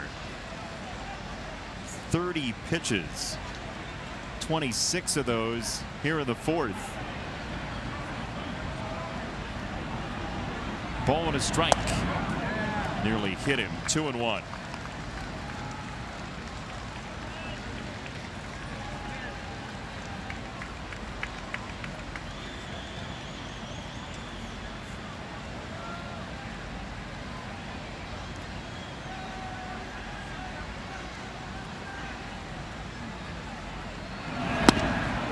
Lays over the outside corner, 2-2 to Anderson, who's had a very nice season. 50 runs scored. He's got 21 stolen bases with 13 home runs. And James Shields, all he can do is calisthenics because his team has been at bat for so much of this game.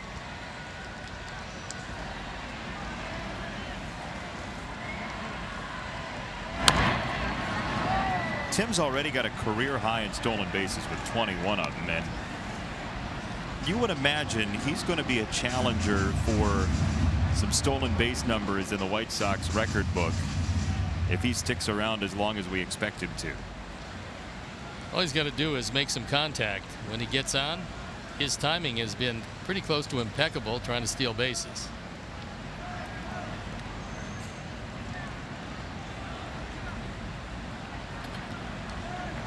Two balls and 2 strikes.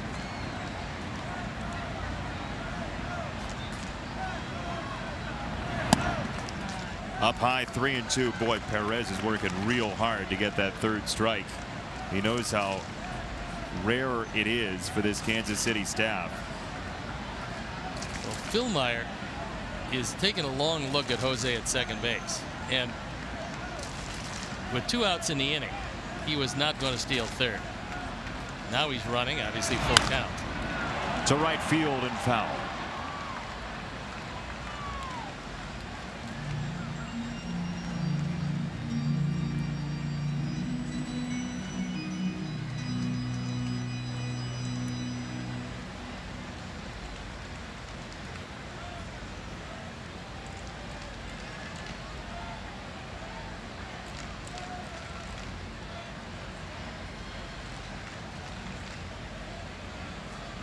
.105 pitches thrown by Kansas City hurlers so far tonight into the 4th, and Tim forces another. If you were looking to buy a foul ball machine, might want to inquire within here at Guaranteed Rate Field. The Sox are it. Well, it could very well be. They're going to make a lot of fans happy because there's going to be a lot of souvenirs.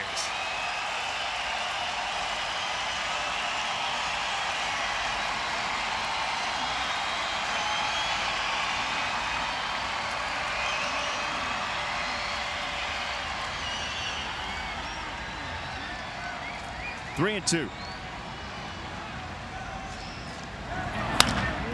On the ground, shortstop Mondesi on the charge. Throws out his counterpart, and the Sox can't score. They strand 2, making 8 for the ball game, but still hold a 5-2 lead after 4.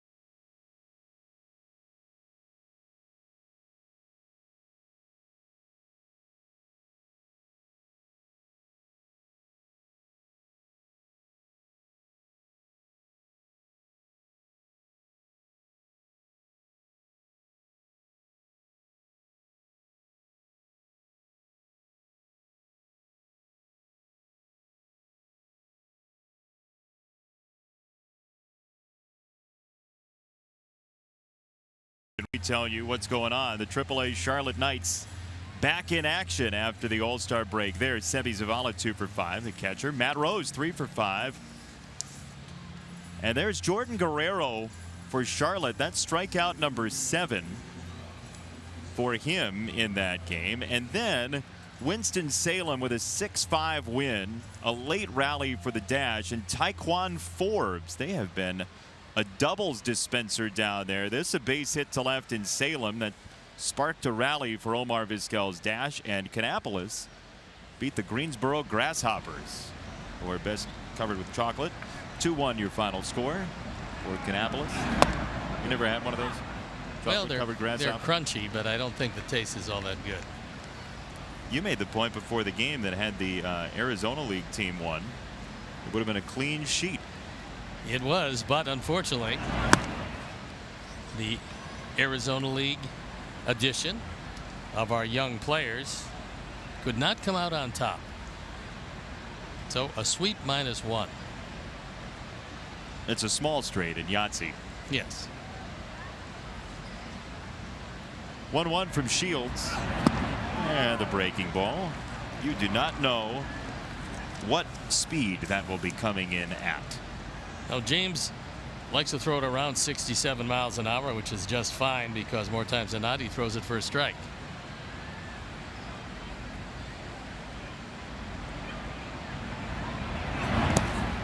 You know, there are certain things that an announcer does not want to have happen in game in 2018. And looking at Twitter during the break and having your name pop up on the website Awful Announcing is one of them. Really? Yeah, and it's all the Kansas City broadcast's fault. As there's strike three, Shields punches out Mondesi one away. Why exactly was that? So we have this tradition on the Kansas City broadcast when the Royals are in town. I'll go on the pregame show, and Joel Goldberg, their pregame host, and I cook up a different boy band that I end up singing, because their director Steve Kurtenbach is a big fan of boy bands, evidently. And so today I went on and did One Direction's "What Makes You Beautiful," and that has ended up on the website Awful Announcing. Well, having heard you sing similar tunes, I can understand that. Thank you for the rave review. Why did you pick that one? Well, I've done a couple already. I did an NSYNC song last time. I had done O-Town's All or Nothing previously. It was nothing. You love One Direction, don't you? Well, both directions, actually.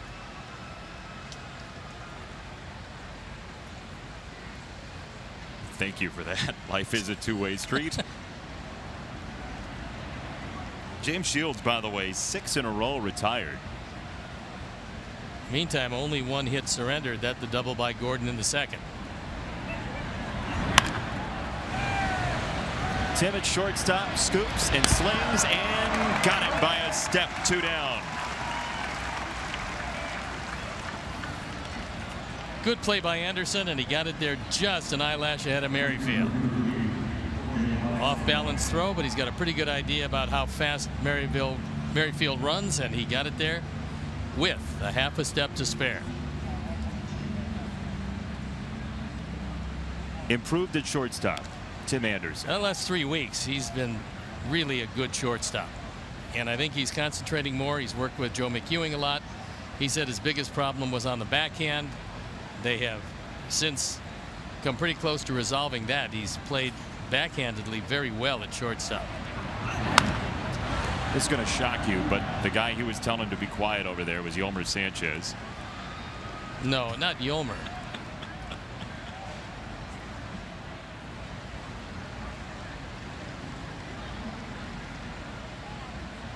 Tough to get Yolmer out of your head when he's chirping.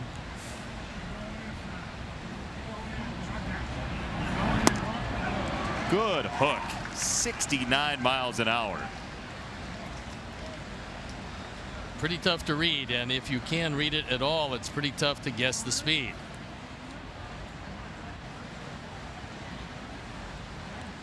Couple of shakes from James. He knows exactly what he wants, and it's not any of those. That's the one. 0-2. Breaking ball in the dirt. Tried it again, but with an 0-2 count. Figured he'd throw it just off the plate.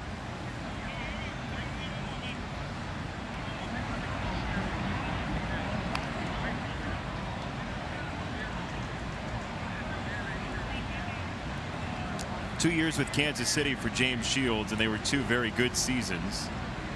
ERA sub-4. In fact, his best ERA with any team was with Kansas City at 3.18. As he stuffs that one over the inside corner. James will take it. He doubles back to the dugout. And Bonifacio jawing with the plate umpire, Tim Timmons, as we step aside.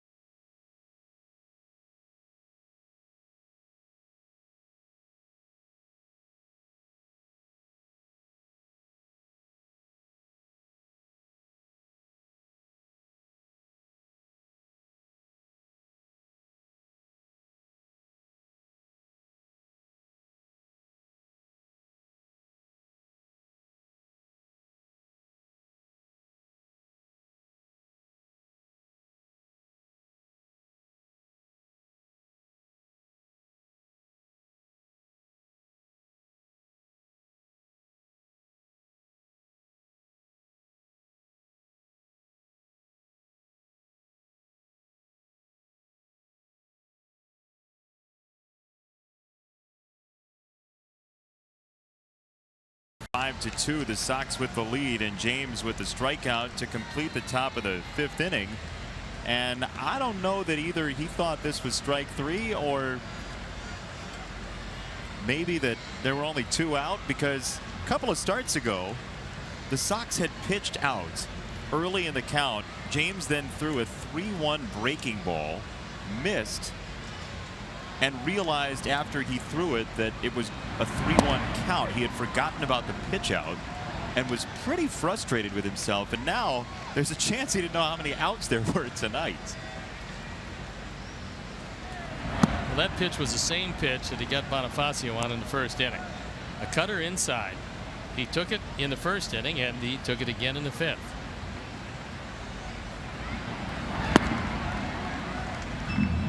Can you just get so locked in that you forget the count, forget the outs? Does that happen to you? No. Never? Not normally, no. I'm not talking about normally. I don't even know what normally is for you. I don't know. I can't remember, but maybe. Did it happen in the 70s, the lost decade? That could have been it, definitely, yeah. I lost whole weeks. 2 balls and 2 strikes on Lamar. And it's fouled away. Ryan Lamar, 3rd inning, first Sox RBI. Taking it through the right side, no chance at all for Dozier. And Liuri does the honors. Famous 25s in Sox history. Some big names there. There were. Lamar into center field. Now he's going to go for 2. Escobar bobbled the ball. Lamar was watching, and he stays on the bag. Looks to me like it's got to be base hit E8. But a heads-up piece of base running. If Lamar's not paying attention, he's still standing at first base. It is single E8. And for a former shortstop who still fancies himself a shortstop, that's not one of his better efforts.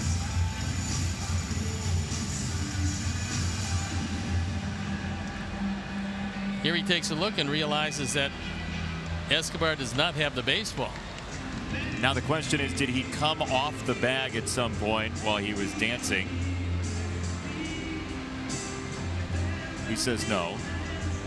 He also looked like a tremendous flamenco artist. The hand over the head. Wants the right leg. Yep. Merrifield was pointing to the right leg and the fact that it's off the bag.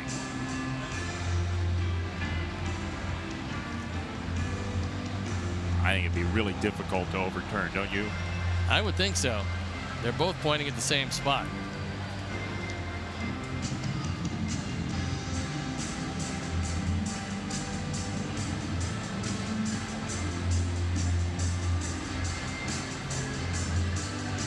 Well, there was a time when both feet were off the bag. The only question is, did Merrifield have the tag on him at that point?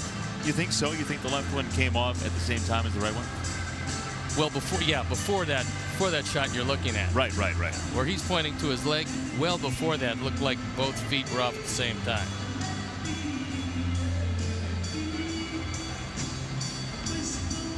Let's see. Safe. A heady play by Lamar.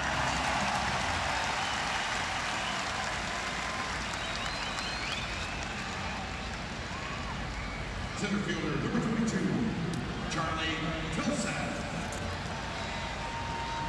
So the Royals have exhausted their challenges for tonight. And Charlie Tilson will bat. New Trier's finest, 0 for 2 tonight.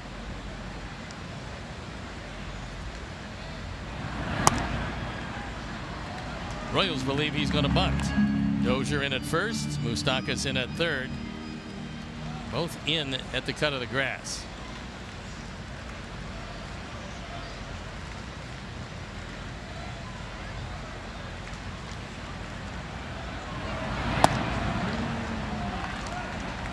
Just got a tweet that I need to relay to you. Okay.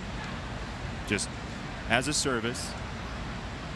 Style 154 says, tell Steve Dozier doesn't play for the Royals. Well, tonight he is. Only it's not Brian Dozier, it's Hunter Dozier, and he does indeed play for the Royals, but thank you for playing. I just like delivering tweets to you. Yeah, that's as a good. service. As a service. Uh-huh. Way to go. Well, we know there's at least 2 Doziers in the league. Uh-huh. Yeah. One of them's playing first base. 3-0 is there for a strike. 3-1. I'm just your tweet delivery service. Way to go. I like audio tweets. Yeah, with no malice intended. Malice aforethought? Uh-huh. There he is. Visual evidence.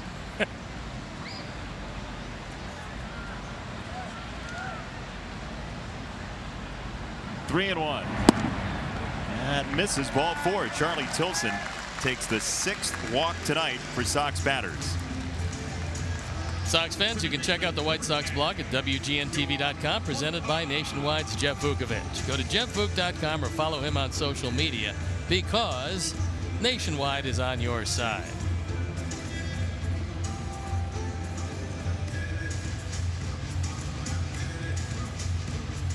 So 2 on, nobody out.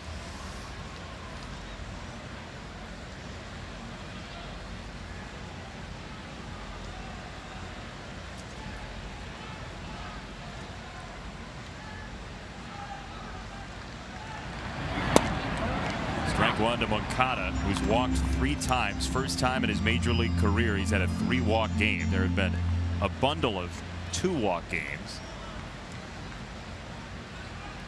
Building on a career high, as they say.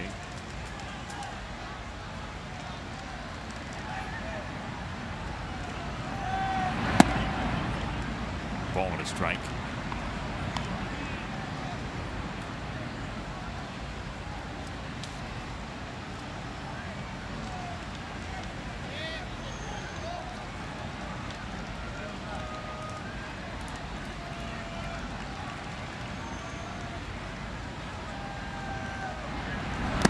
Bear with me on this. This is going to be a flea flicker of a stat. Okay. It's going to take a little while to develop, but 15 plus doubles, 5 plus triples, 10 plus homers, 40 plus driven in. Okay. You got that? Yes. There are 4 players in the majors who've done that this year. Moncada, Javier Baez, Andrew Benintendi, and Trevor Story.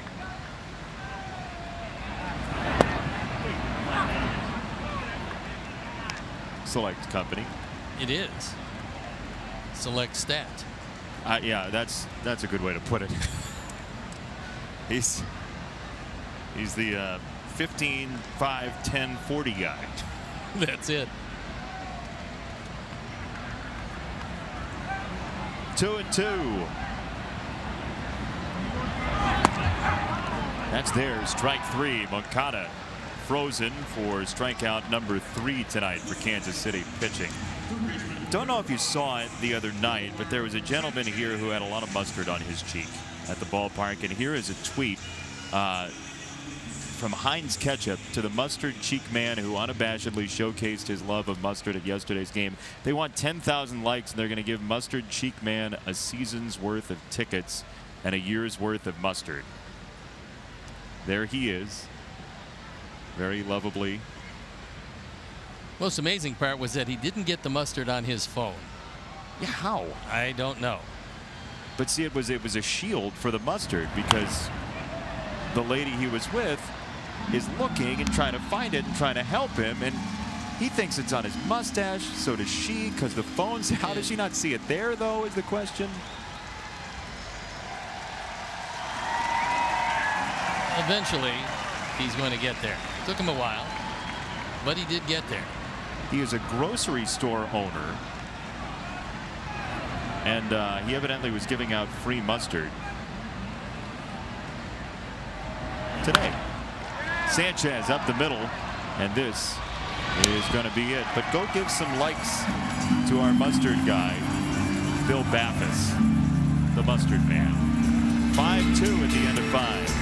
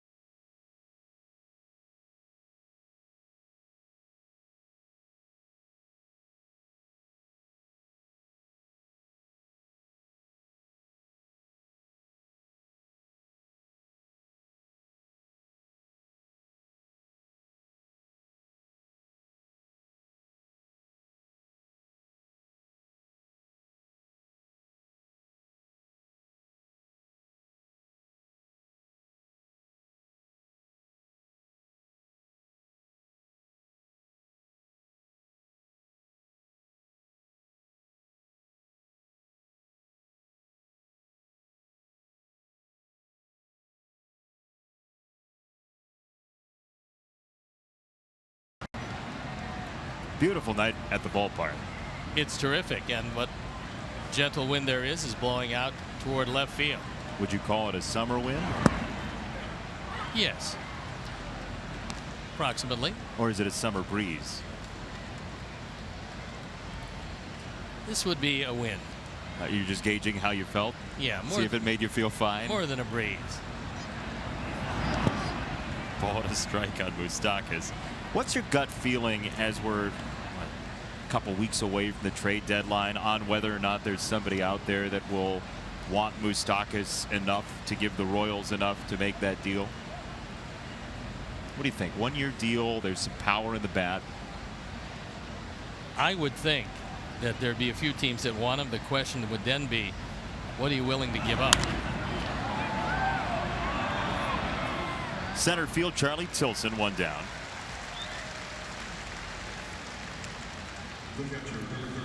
You know, Mike Moustakas is a quarter of their home runs. That's the highest percentage of any team in Major League Baseball. That's actually pretty amazing, except when you consider that they just don't have a home run hitting team and they play in a tough park to hit home runs.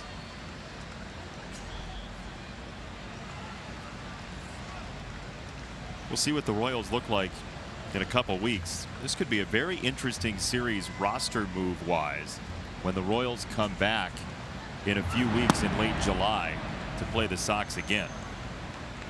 Well, for both teams, Rick Hahn and Dayton Moore both pretty much saying, what am I bid? Line to left field and down. Lamar had no chance. Hey, Sox fans, book your group of 25 people in the CIBC Fan Box, the only suite located on the lower level concourse behind Section 134, providing the benefits of lower level sight lines with the luxury of a premium suite. For more information, 312-674-1000 or visit whitesox.com.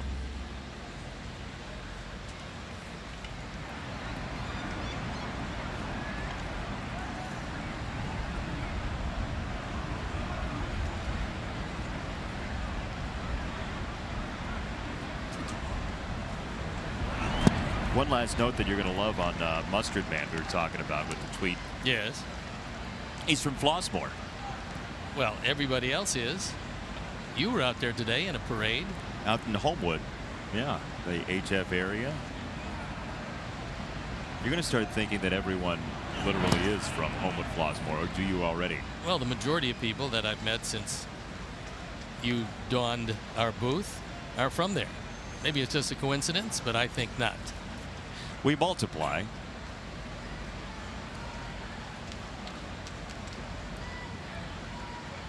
I haven't met as many people from Brush High School here in Chicago. No, they have not escaped as yet.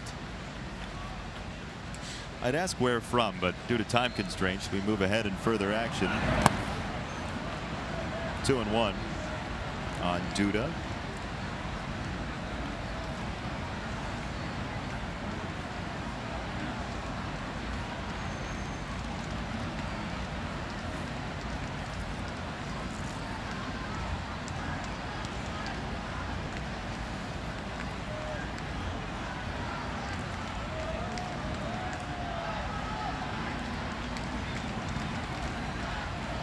Perez at first, and Duda with a big rip.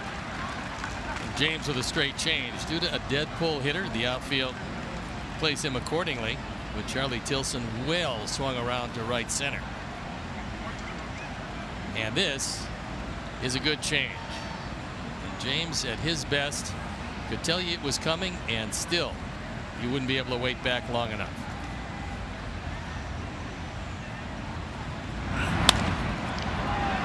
Elevated to center field, Charlie Tilson has a long way to go, and he meanders over to make the play for round number 2. There's a story in The Athletic today that I'm interested in your take on. It examined whether or not pitchers are better hitters or hitters are better pitchers. We've had quite a few hitters pitching recently, Matt Davidson included. And for you, when you were playing, what was your feeling on that? Are pitchers better hitters or hitters better pitchers? I think pitchers are better hitters. You do? Yeah. History has shown, especially since the DH, that there are some really good hitting pitchers. I mean, guys that can swing it real well. Mike Hampton, among others.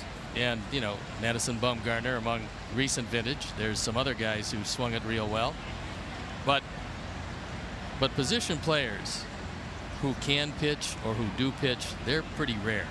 And very few of them actually looked as good as Matt looked during his 1 inning of work. He looked like he was actually a pitcher. Yeah, strategically, he looked like he belonged.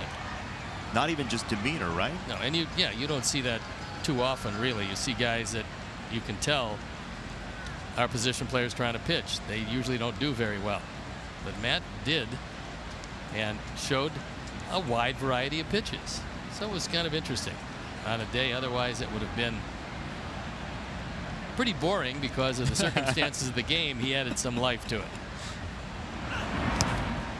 The curveball in the dirt. Omar can't find it. And Salvador Perez to second base. Going to go as a wild pitch, I'm sure. However, on a slow hook, that's one you really like to be able to block. All you got to do is keep the glove down, and you can come up with the hop. If you don't keep your glove down, when the ball does flatten out, which it usually does on slow breaking balls, you can't possibly go down and get it. So Omar was lifting up, the ball got between his legs, and it is a wild pitch.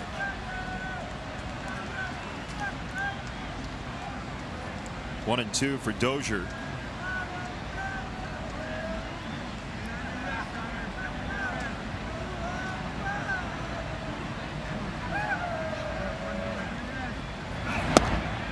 Outside, 2 balls and 2 strikes.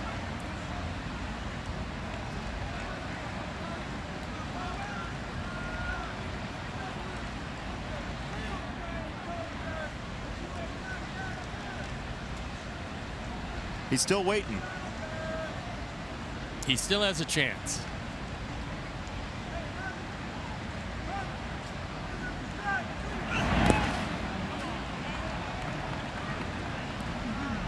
That young man is going to be very focused and very systematic about his daily routine. Oh, he's got a ball. Now he's going to go back for more.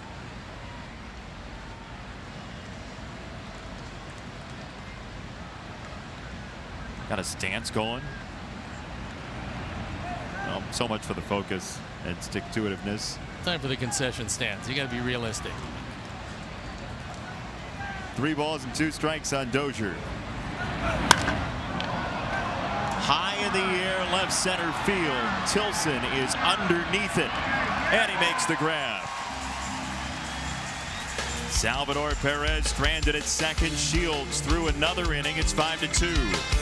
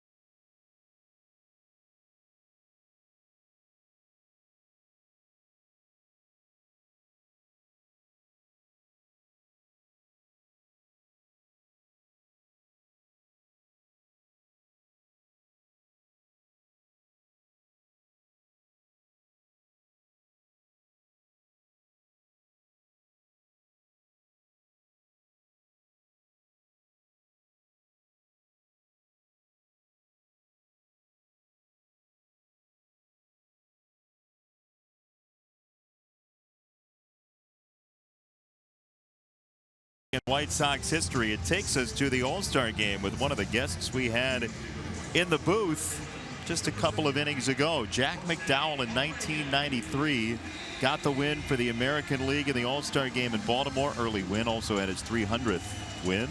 Babe Ruth's 700th home run back in '34. But that All-Star game was famous for maybe one other instance, because Randy Johnson faced famed White Sox player John Kruk, who was then with the Phillies, and that's always fun to watch. Oh yeah, especially when the outside corner gets that far away after a fastball over your head. And my chances and John's were about the same. This one is way back there and gone for Jose Abreu.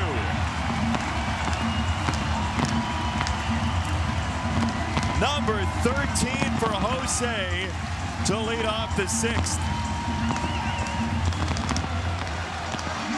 13 and 52 on the power numbers, and that base hit to lead off the 4th inning might have turned things around for Jose. When he does start to hit them, he's going to hit a whole lot of them from here on out. And that one is going to drive Ned Yost out from the dugout. He wants a pitching change.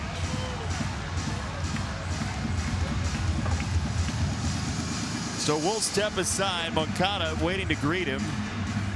And here it is. First pitch, fastball. Fastball right down the middle, and Jose puts a charge into it.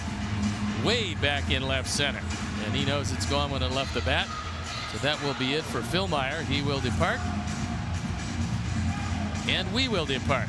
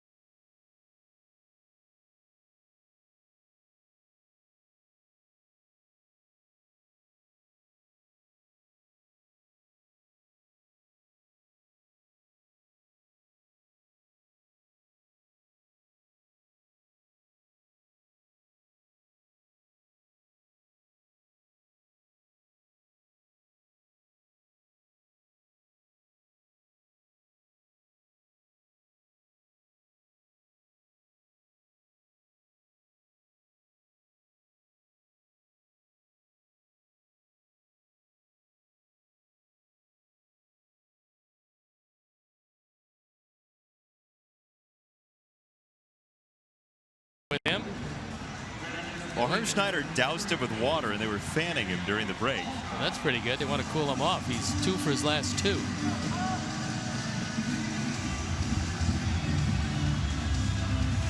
We got a new pitcher in the ball game, and it is Tim Hill. On for the 39th time. His ERA up close to 6. He's 1-3, and a high opponent's batting average of .279. Daniel Polka, his opposition, as Phil Meyer went 2 1/3. He gave up just the 1 run. Funky delivery from Hill.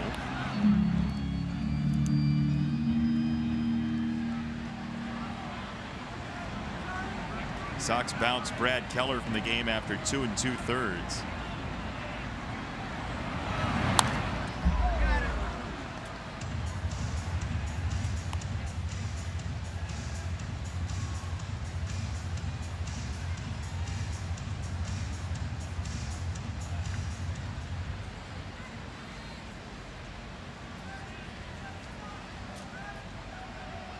One and one for Polka. Can't be an easy look for a left-handed batter. No. I keep going back to some of the guys talked about Chris Sale, especially the early days when he was coming out of the bullpen, and they said it was like the second baseman was pitching to them. And Hill probably feels the same way to Palkin. That time he left a breaking ball up over the plate. Daniel had a good swing but fouled it straight back. Sox are trying to beat Kansas City for the 6th time in 8 games this year. A 3-run first inning has a 6-2 lead on the board as Daniel chops it to the right-hand side, and Dozier. Sox fans, join us as the White Sox take on the Royals, 1:10 p.m. That is coming up on August the 2nd. First 10,000 fans get a free Hawk Harrelson themed t-shirt presented by the Village of Bedford Park. Bring your business home to Bedford Park and win big. Get your tickets right now at whitesox.com or at 866 Sox Game. We got our t-shirts today, and those are mighty fine.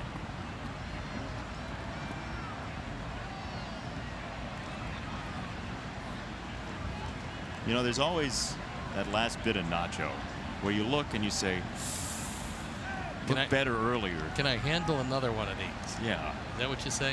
Well, you kind of, you think, boy, when this was presented at the beginning, it looked great. It looked so good. It was all intact. Yeah. Then there's like a tomato over here. Then you have the remnants. Yeah. Nacho remnants are not so good. That might have been a strike. Well, it was in the zone, and Leary was trying to attack it and almost caught one in the ribs for his efforts. Looked like a Hollywood stunt double. 2-0.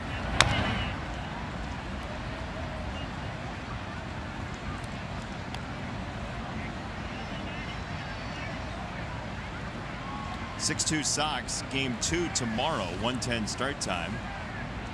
He may be here. Danny Duffy will to face Reynaldo Lopez.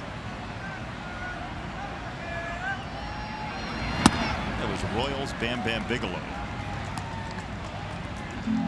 with hair. Don't remember him. The wrestler?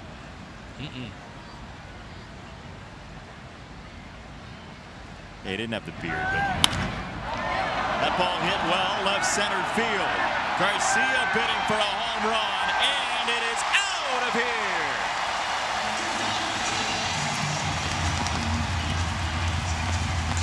But that friendly wind blowing now ever breezier to left field. All you got to do is get one up in the wind, and it takes it out. Jose let it off. That was a bomb line drive. This was a towering fly ball that just kept on drifting. So Leary with his 4th. He's driven in 3 runs tonight. And this is a high fastball that just kept on going.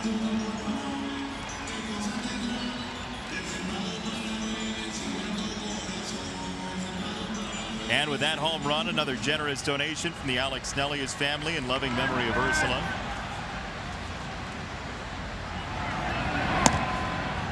Omar takes ball 1.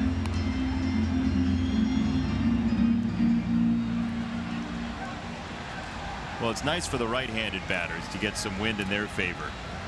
We haven't seen the wind blowing out toward the left field corner like it's blowing out tonight. Product of the fact that it was in the low to mid 90s today. Could very well be that that is the reason.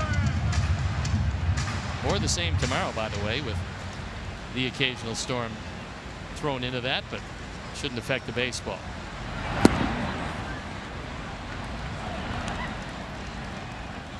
We hope. Yeah, that's the plan. That is the plan. We'll get Skilling on the line if that changes.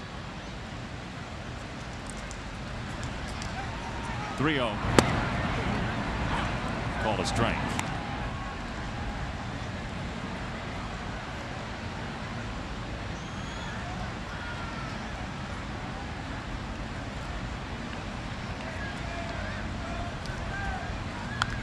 We mentioned Kansas City 6-29 in its last 35 games, and the one thing, and I know that 31-61 for the Sox is not where they want it to be, even in a rebuild situation, but the one thing you do have to credit the Sox clubhouse with is maintaining the level of energy and effort on a day-to-day basis. That has never waned, the ability to smile in that clubhouse. Well, that's really a testament to a few different guys down there, none of which are playing.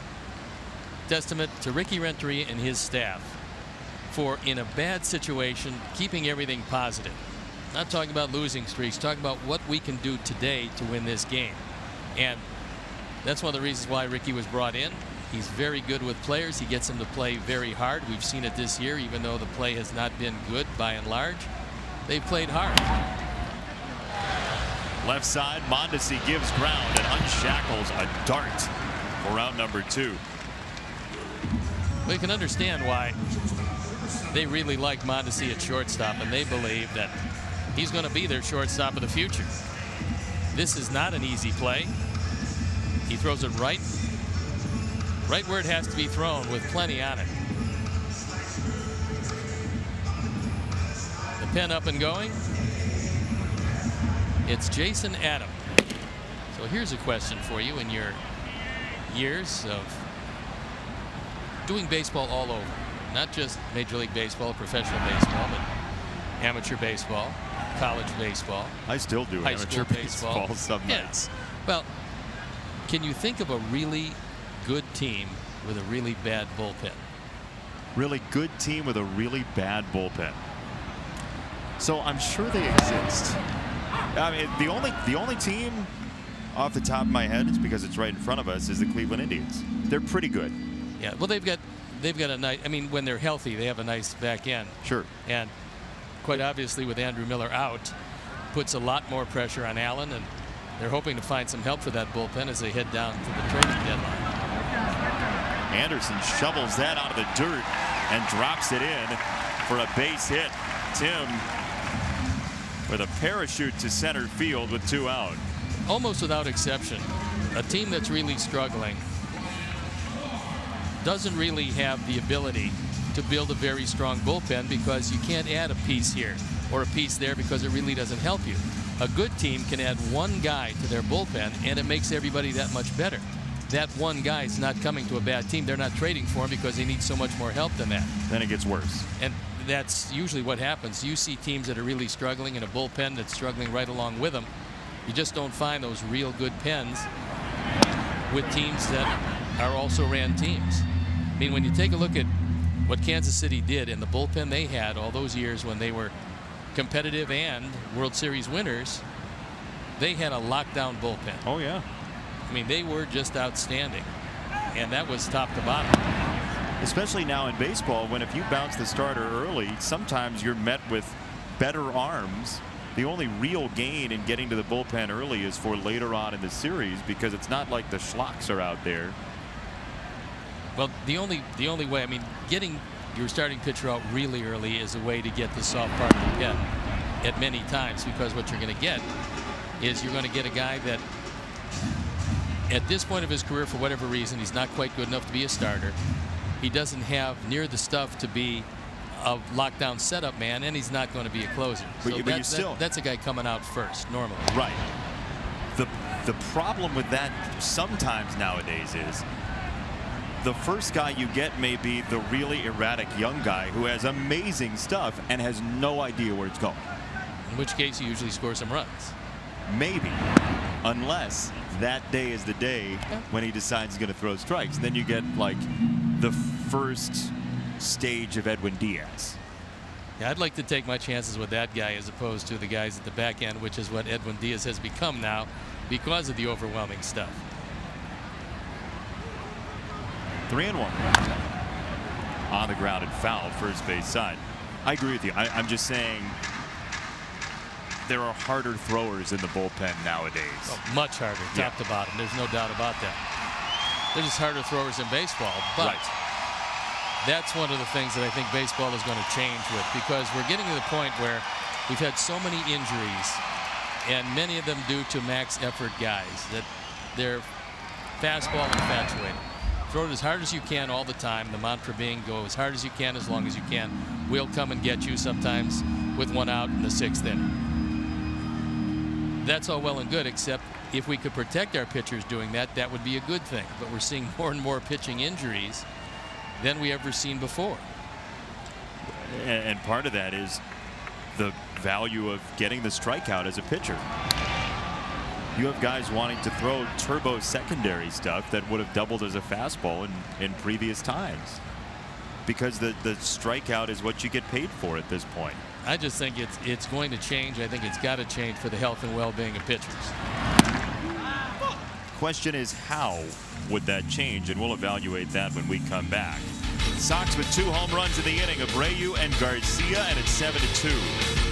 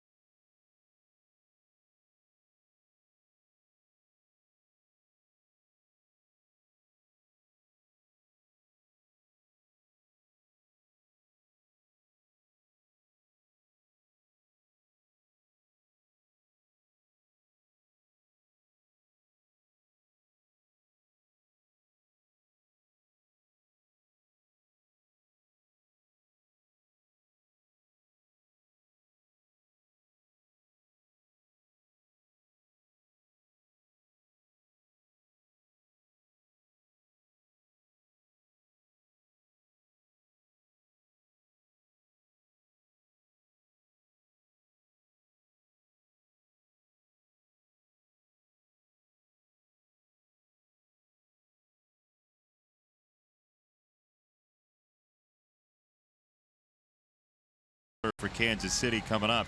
So we were talking before we went to break about pitchers and arm troubles and how to slow down the high octane usage. Okay, here's an example of what I'm talking about, and we'll use it with a modern day pitcher. Okay. Not pitchers from a bygone era. Not Aldehausen Radborn. No. Justin Verlander has been able to throw 98 miles an hour for quite some time. I mean, that's usually what he tops out at, and you can see it on occasion later in the ball game. If he needs it, yeah. Right. But what he started to do years ago was start the ball game at 93, occasionally 94. He was hitting his spots, and if a team didn't pressure him, he would stay there until he got in trouble. And then he would reach back and get a little something extra. So in the meantime, Verlander has been able to stay afloat. His arm has been healthy. He's still throwing as well as he ever has this year. And he's doing it by understanding the art of pitching. And it transcends throwing. If the avocation was called throwing, we'd have everybody out there throwing it as hard as he could. But that's not really the case. But how do you get people to do that? I mean, won't it just be that the veterans know how to do that? I would think that you'd have to start a re-education program with your young kids. Charlie Tilson, out number 1. So you and I agree on that there should be more actual training over the course of a baseball season, whether it be psychological or otherwise.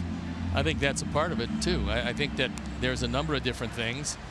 You have your great pitching coaches. Don Cooper is one of those guys. The really great ones are one part mechanic, one part psychologist, one part father confessor. Hey, you got a problem, come talk to me. It's us against the world kind of thing. Right.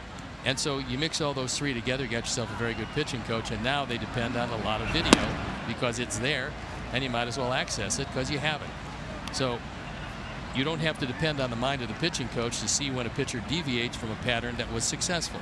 They can see it just by going, looking at the video and see what you did, when you did it, how you did it, and what you're going to do to get out of it. But with all that being said, a psychological aspect is teaching guys to understand what they're going to go through before they actually go through it. Because we've been reactionary in baseball. Yeah. And instead of being at the forefront of a lot of these things, teams are getting better at it now. They're still not where they will be a few years down the road. There is the slow one upstairs for strike 3. Escobar whisked away. Meantime, James is sailing right along. He's given up just 2 hits. And a lot of them are pitches like that. Slow curves, more of them are down than up. But you see the foot come out. His foot was planted, and he was waiting for the ball to arrive. And by the time it did, the swing wasn't there. And James has been awfully good tonight. Most pitches in an inning, 21 in the 2nd inning. 77 for a strike. So Mondesi sees 69 miles an hour on deck, and then he ramps it up 8 miles an hour on the first pitch.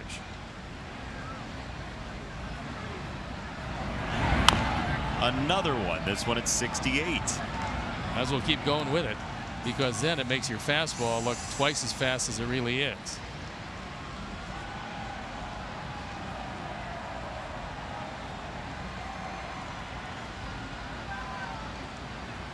Oh, 2. Just missed. 1 ball and 2 strikes. When we're talking about continuing education, that's not to say that coaches don't have great value. Don Cooper is one of the best in baseball, and it's simply a matter of thinking about the craft in a systematic way that he pushes forth. Well, okay, most pitchers get hurt, right? That's why guys like big fastballs, because you get hurt, now you come back to an average fastball. But it's not till after you get hurt that you understand how to pitch. Right. Wouldn't it be nice to understand how to pitch before you got hurt, so that there wasn't an adjustment period after you get hurt, seeing as most of the pitchers in the major leagues will get hurt? Line to right field, a base hit. It's so hard in a season where you have a game every day and you're getting worn out by the schedule itself, though, to bake in those 30-minute, 45-minute segments of time for self-improvement outside of the regular routine. No, look, during a major league season is not the time to do experimentation. You can experiment with it with your minor league teams. You can experiment with it in winter ball. You can experiment with it with your young players coming in. But I'm talking about, you have to get a system down, and right now that system has not been written. It will be, but it hasn't been written at this point, to maximize the effectiveness of pitchers before they get hurt, and understanding what will happen to them during the course of their careers. Through the right side, base hit. And Mondesi got caught up a little bit around second base. He was thinking about testing third. Garcia's got a strong arm, and then he slammed on the brakes. Well, you're down 5, and the last thing you want to do is make the third out at third base. And so he decided to stay right there and leave it to Bonifacio.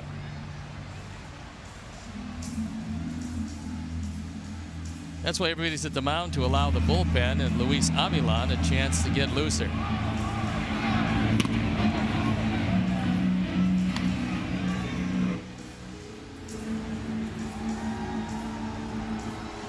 While we have a moment, why don't we quiz you on your own career, shall we? Okay, I'll get it wrong, but go get him. Sticks and Stone brought to you by your local Volkswagen dealer or VWdealer.com. Which United States president shares a birth date with you? Is it William Henry Harrison, Warren G. Harding, or Gerald Ford? Boy, this is a tough one.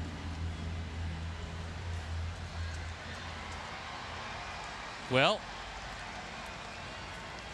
I'll say Gerald Ford. You will? Yeah, because I wasn't around for Harding or Harrison. We'll find out very shortly. Okay. On our next edition of Sticks and Stone, brought to you by Volkswagen. Jorge Bonifacio, who was hit by a pitch and scored in the 3rd. Takes ball 1.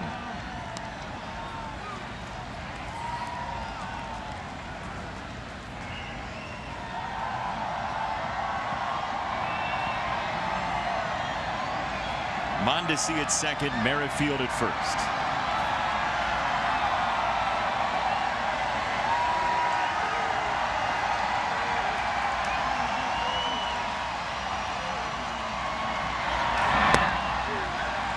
Similar pitch, similar half swing, 2-0.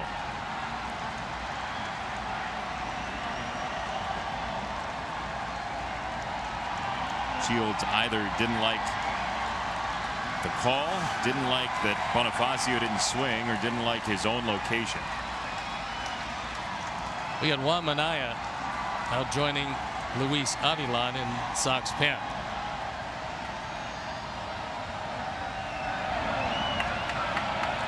Two balls, no strikes. That's there for a strike, 2-1.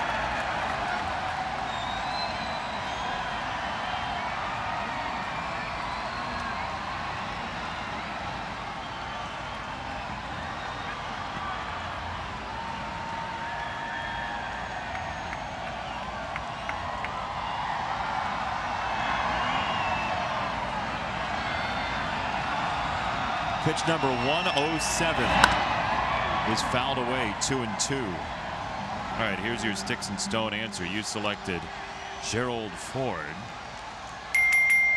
and that was not a senseless selection. Well done. How about that? Had I been broadcasting during Harrison or Harding's run, I might have picked them. You really weren't? I don't think so.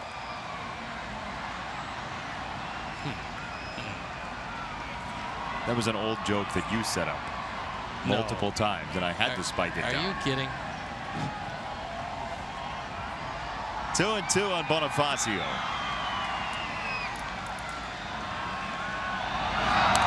Curveball just touched foul. And both runners were going.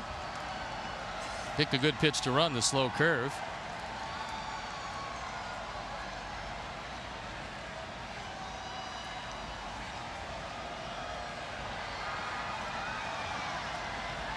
All right, so what's your selection here?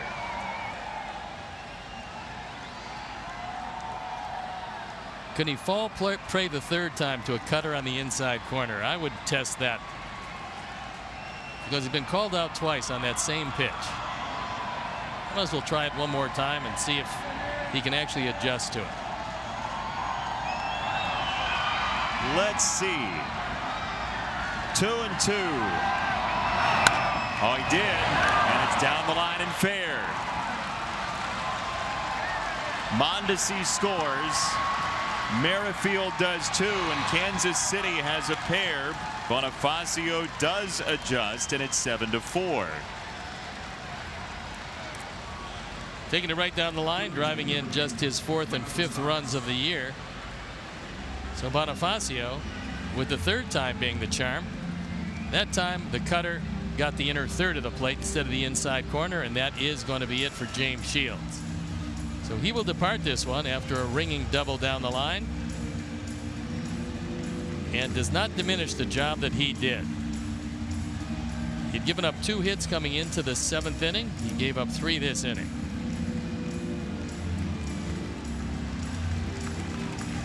So 6 2/3, 5 hits. Couple of walks, 7 strikeouts. Shields gets the Sox deep into the 7th. And the reaction positive from Guaranteed Rate Field. And we told you, coming up on Sunday as part of the All-Star Weekend is the Futures game at Washington's Nationals Park. Dylan Cease and Luis Alexander Basabe are going to participate for the Sox. Here's Dylan Cease from his time in Winston-Salem before he was called up to Birmingham. He's got a big fastball and great secondary pitches to go with it. Meantime, Basabe, finally healthy, is showing what he can do both offensively and defensively now in Birmingham.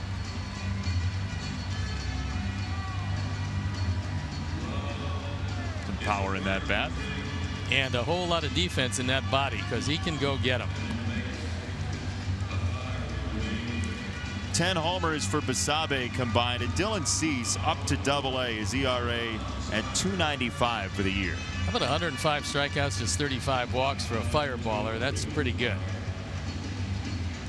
he's pretty advanced in his thought process about pitching, Yes, and he his is. stuff is very good. So you got a new pitcher coming in the ball game, and James Shields is done for the night, and a fine job it was. Luis Avila comes on. He'll inherit Bonifacio at second base. On for the 41st time. He's 2-0. The ERA just over 4. There you look at the rest of the numbers. The 30 strikeouts in 26 2/3 innings is very good.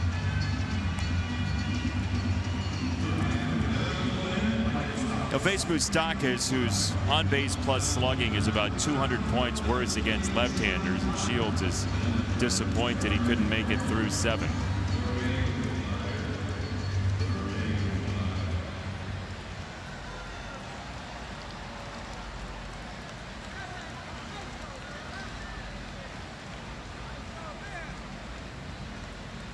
Moustakas with a foul pop out, reached on an error, and then a fly out to center field as he faces Avilan for the 3rd time ever. He's 1 for 2 with a double.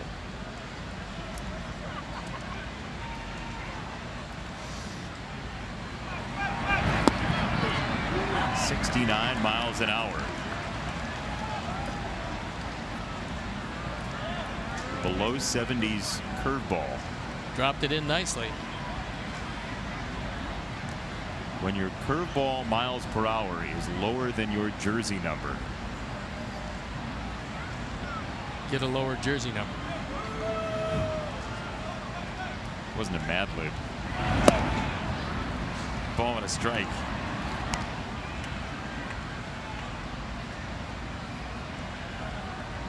Sox a 7-4 lead with a 3-run first, 2 in the 3rd, and 2 more in the 6th.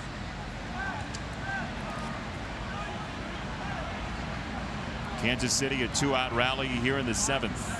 Avilan gets a ground ball foul. The MLB.TV All-Star Sale is here for $39.99. Watch every out-of-market regular season game live or on demand. Your subscription includes MLB At-Bat Premium, where you can watch live baseball on your favorite supported devices. Blackout and other restrictions apply. Visit MLB.TV to take advantage of this sale.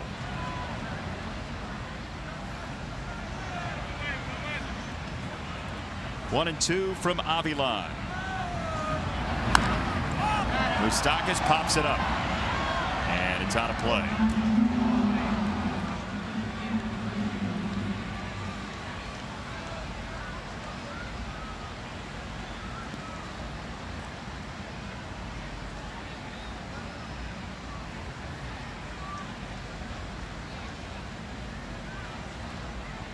Bonifacio at second, 2 out. 3 straight hits for Kansas City.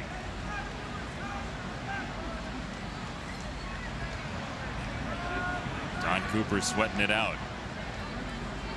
1-2.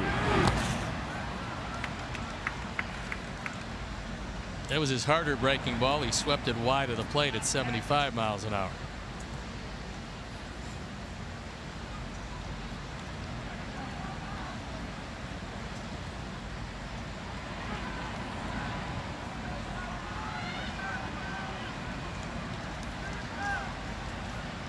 Two balls, 2 strikes.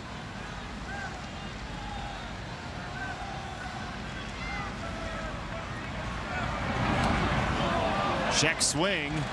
Question is, did he go around? And it's no. So Moustakas is going to go to first. He was hit by the pitch. Tying run to the plate for Kansas City, and we'll see if it is Avilan or Minaya. Tried to run a fastball in on his hands, and he ran it in, but didn't get to his hands. Got him off the left elbow, and here comes Ricky. He's not going to let him face Salvi Perez. So Don wants to find out if he is indeed ready. You'd have to believe that he was, giving some instructions when they do bring Minaya into the game, what he wants the bullpen to look like warming up wise. So here comes Juan, and as he trots in, we'll step out. Be back after these messages.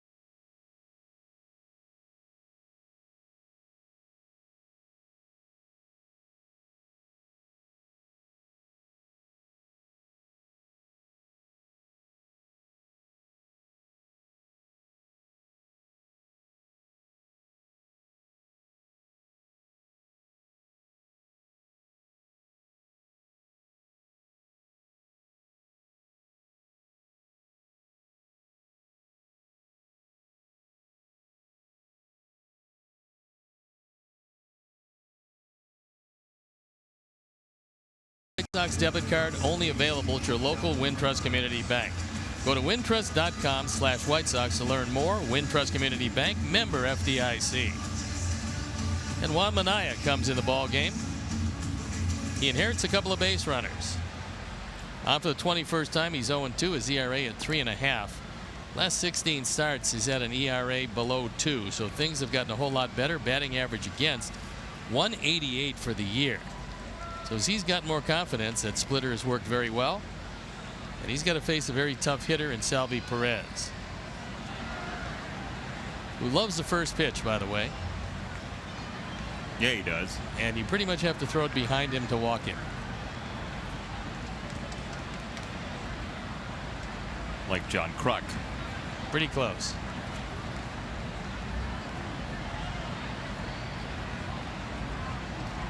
Minaya to Perez. Ball 1.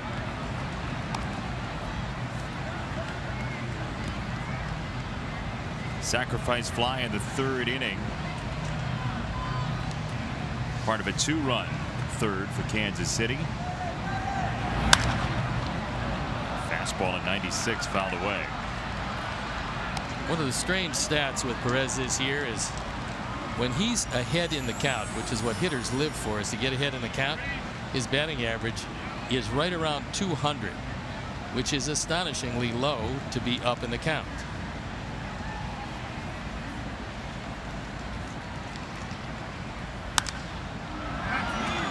Launched right side. Garcia. 4-out number 3 on the back pedal. Kansas City gets a couple, but cannot take the lead away from James Shields. 7-4 at stretch time.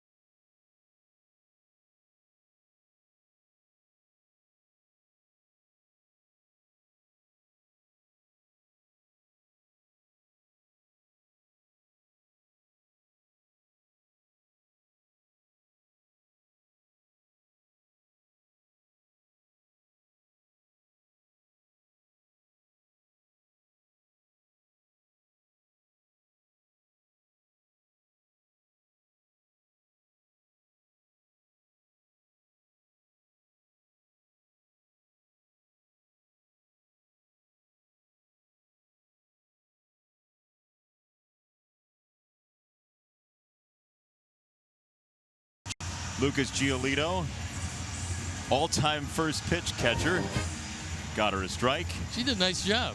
Yeah, she did. Muffet McGraw there, and again, we told you we were going to hear from Muffet McGraw in game. She and the players had to get back to campus, so we will not have Muffet McGraw tonight, but congratulations to them. Arike Ogunbowale with such big shots in the NCAA tournament, beat Mississippi State by 3. And some very exciting games, and congratulations to Muffet, as you never trust a guy with 2 first names. You sure? Maybe. I don't know. He's got a 4.43. Jason Adam on for the 20th time. There you look at the numbers.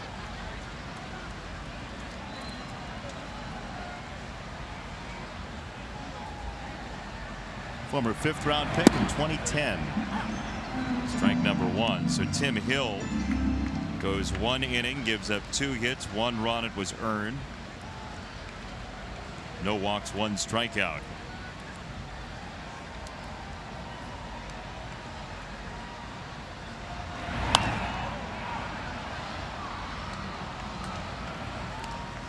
Charlie Tilson a walk back in the 5th.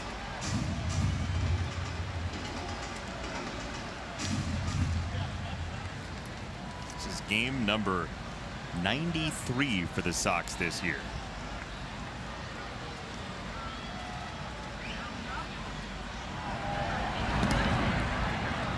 You know, it's amazing. You spend the whole winter thinking, when is summer coming? When is baseball coming? And then suddenly, you're more than halfway through the season. It happens so quickly, this outdoor sport of ours. Well, 93, that means 69 left. So, yeah, well more than halfway through.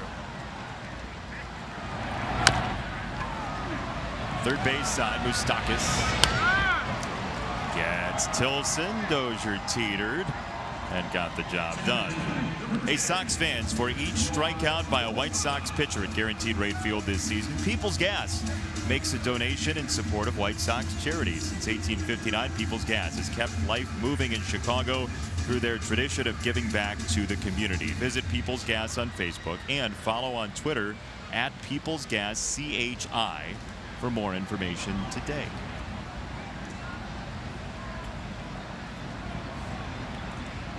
One down, Moncada, who's yet to put a ball in play tonight. 3 walks and a strikeout.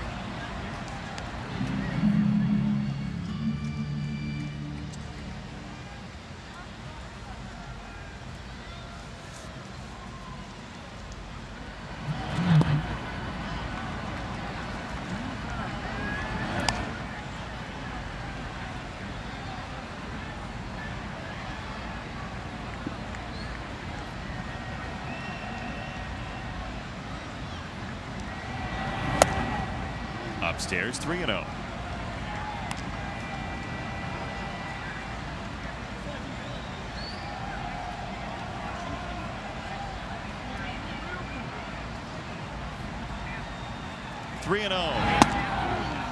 Here's a strike.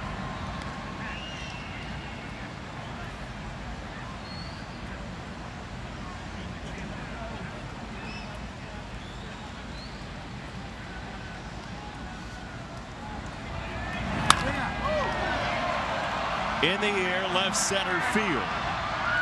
Does not have enough.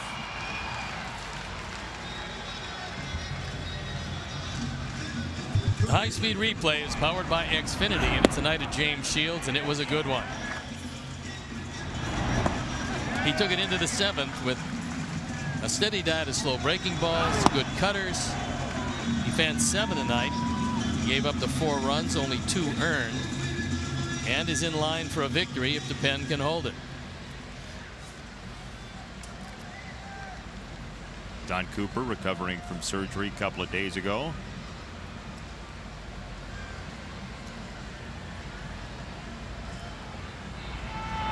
Sanchez looks at strike 1. Sox with 3 in the first, 2 in the third, 2 in the 6th.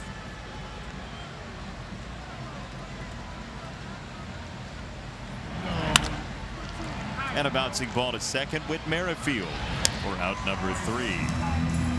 Jason Adam with a 1-2-3 inning, the first tonight for Kansas City.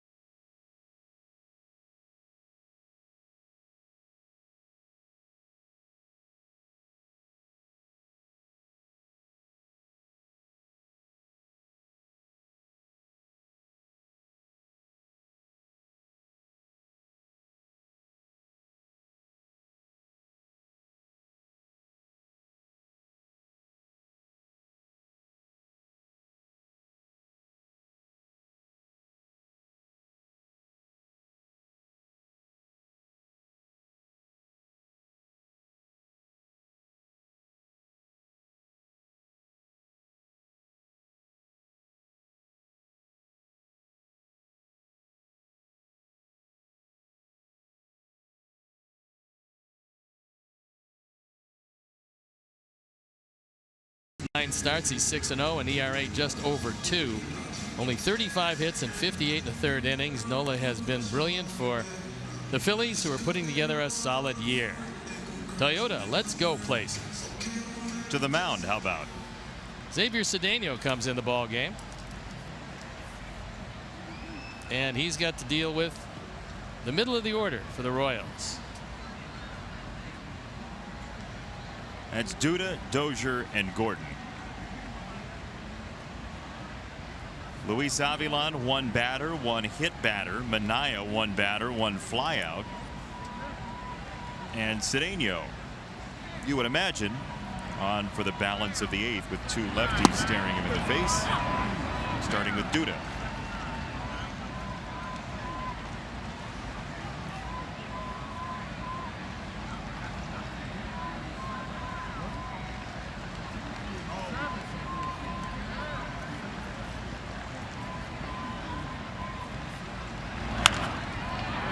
Up the middle, base hit.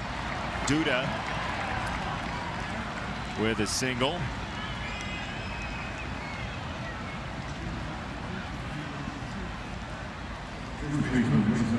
That one squibbed off the end of the bat, and with the shift on, there was nobody home on the left side. So though Moncada got to it, there was nothing he could do.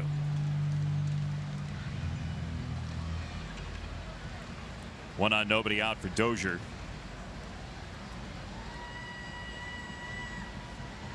Kansas City with a rally in the 7th inning to make this close at 7-4 as the Sox try to get it to Soria, the former Royals closer.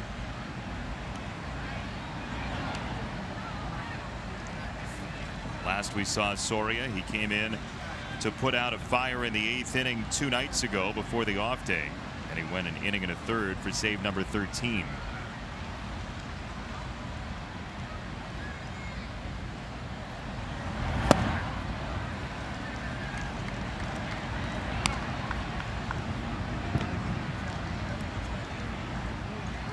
Dozier asking of Tim Timmons if that was a strike. And it was borderline low and in.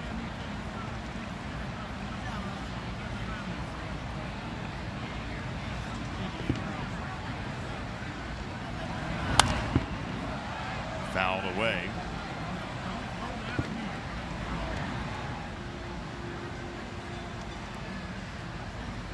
Dozier this year is more of a ground ball hitter than a fly ball hitter. But you mix in the line drives and he puts it in the air more often than he does hit it on the ground. Ball and 2 strikes on Dozier. A lot of pitches in tonight's game. Deep counts all night long. Well, the Sox are usually a very aggressive team, choosing to look at a few more pitches tonight.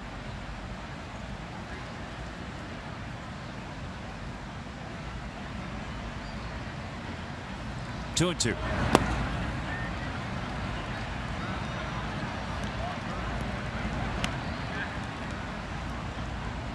This is a big pitch in this game tonight.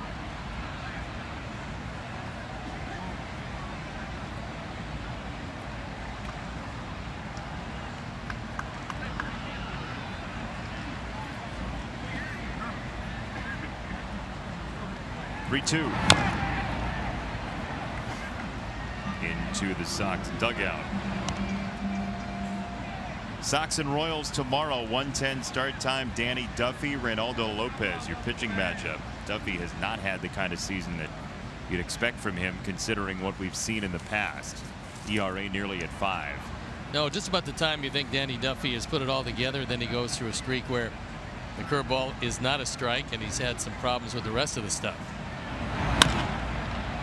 We've seen games in this ballpark in Kansas City where he'll mow down the first 9 hitters, first 12, 15 guys, and then suddenly there's a pothole that he can't get out of. No, and Kansas City really can't figure it out because he's got top of the rotation stuff. He's had that from the beginning. And yet this year has just been a struggle for him. 3 balls, 2 strikes on Dozier. Duda at first.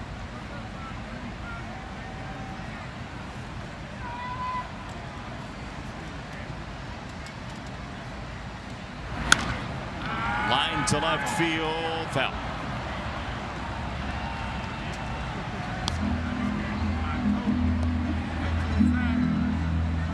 Don't forget, tomorrow is the 1993 reunion. Bunch of guys are back from that 93 team. Just a whole slew of them. We heard from Blackjack and Jason Beret earlier. There's also Warren Newson will be here. Lance Johnson, Bo Jackson, Ozzie Guillen, saw Terry Bevington earlier.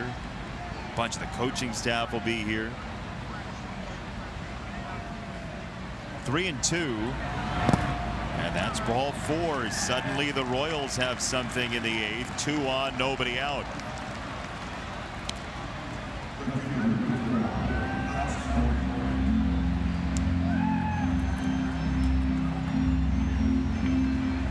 So it's Alex Gordon, the tying run coming to the plate for Kansas City in this dangerous 8th.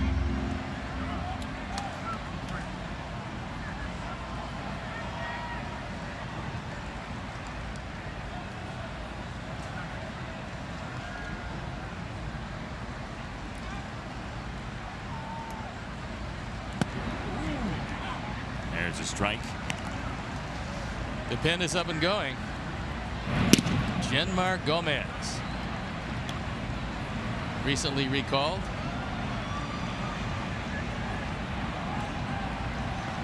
Formerly of Philadelphia, among others in the National League, came up with Cleveland.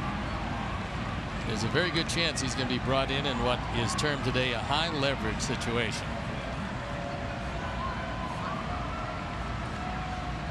No balls and a strike. Breaking ball grounded to first. Took a high hop on Abreu. He recovers and gets it out. Second and third now. Duda to third. Dozier to second.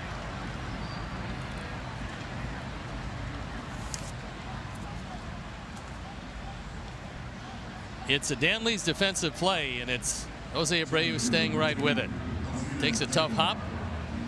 He's able to make sure of one, which was the only thing he was going to get anyway, and Cedeno over to make the play.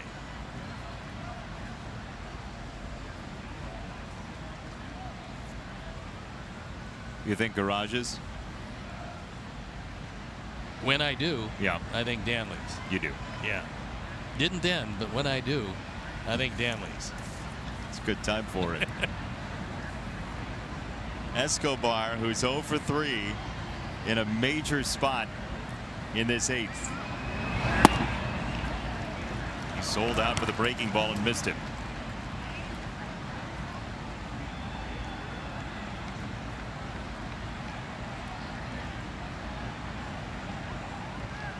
Average under 200 for Escobar.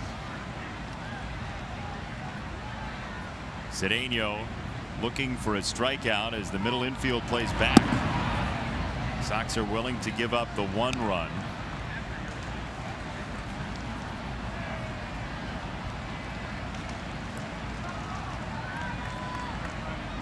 At least on the middle infield, the corners are in.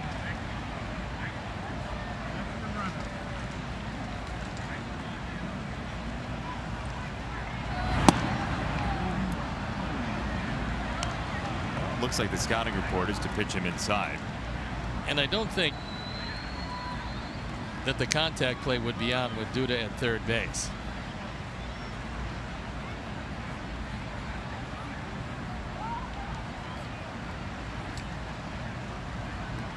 Two balls, 1 strike.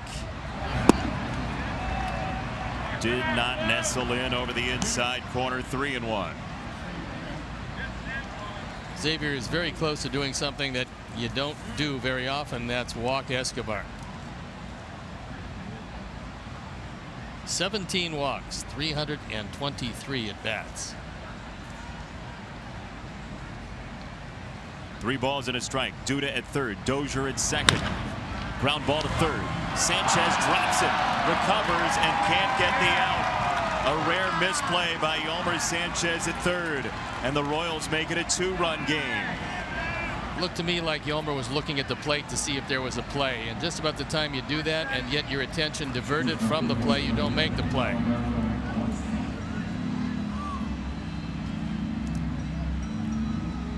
He drops it. And it's a 2-run game with the game on the bases. So that goes RBI for Escobar, assuming the run was coming home. 2 on, 1 out. Mondesi.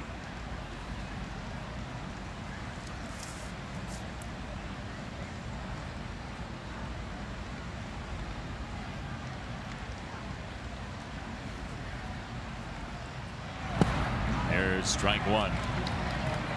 Mondesi, a switch hitter. He's been much better from the left side this year.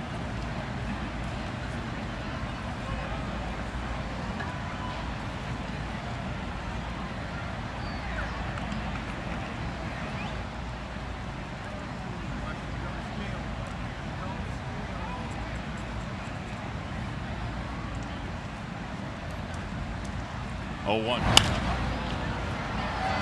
Right field side. Garcia gets around it. Dozier will not tag. And now with Merrifield with his 29 doubles and a very difficult out for the Sox so far tonight. Well, that's why Gomez is going to come in the ball game to face him.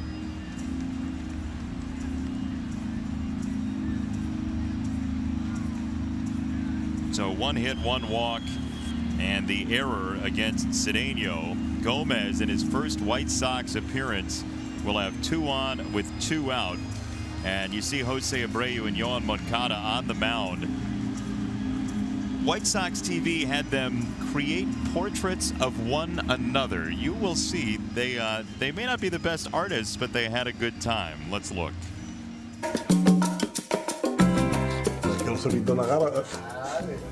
No, yo estoy morado aquí, bro. Yo no sé por qué. ¿Qué estás haciendo? ¿Una peluca? Esto lo que me hizo fue un cojo. Deja poner la caseta boticón. Tú me pintaste saliendo y fue a campo. Este viejo. No, vamos sin mal. Si lo tengo que poner mal aquí. ¿Me quedando bien?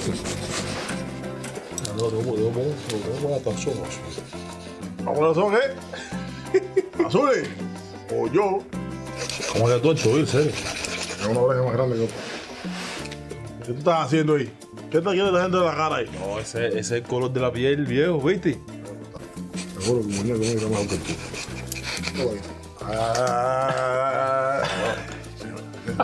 Voy a mirar, yo no puedo mirar lo tuyo. A ver, padre, el signo ese que tiene ahí. A ver, espérate, quédate. Dale. No, mira, qué tipo que más me gusta. Yeah, I'm going to go ahead and take Abreu's picture of Moncada. You? I like player portraits. That's pretty nice. That's I know. good stuff. So Genmar Gomez comes in the ball game after not seeing those, hopefully. And there he is. So at Charlotte, 30 games, he was really good. 5-0, the ERA just over 2. A whip of 120, that's very good. Opponent's batting average 240, that's also good. You and I should play player portraits. Oh, I got Announcer portraits. I got it really easy. Gomez will face Merrifield. First time as a Sox pitcher for Genmar Gomez. It's a 2-run game, 2 on, 2 out in the 8th. Gomez, who's pitched in 273 major league games, gets strike 1. Originally a starter in the Indians organization, he was shuttled to the bullpen by the Pirates in 2013.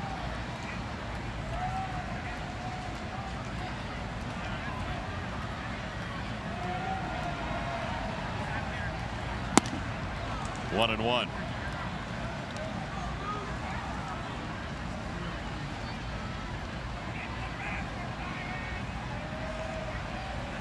Dozier at second.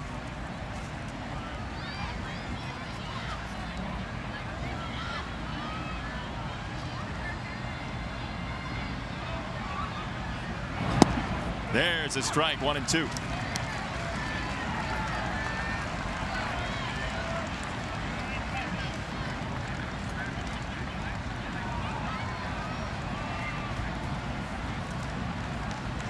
One run in on the RBI from Escobar.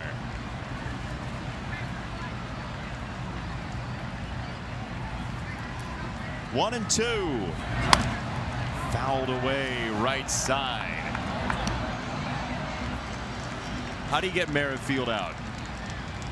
I don't think you can get him out any which way. I think that he's capable of hitting just about any pitch you can throw. You have to get him looking someplace and then go to a different place. Right now, you pretty much are guaranteed he's looking away. The whole at bat has been spent away. Nice time to go in under his hands. Ball and 2 strikes. He goes after it away and punches it into right field.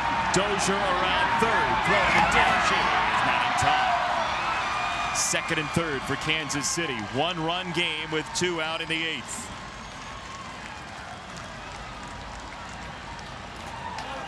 It's 5 pitches all away from a very good hitter.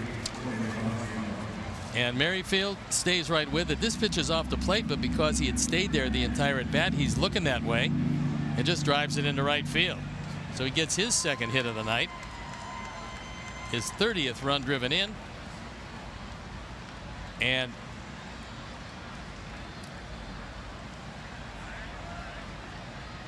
tough to go home with that throw.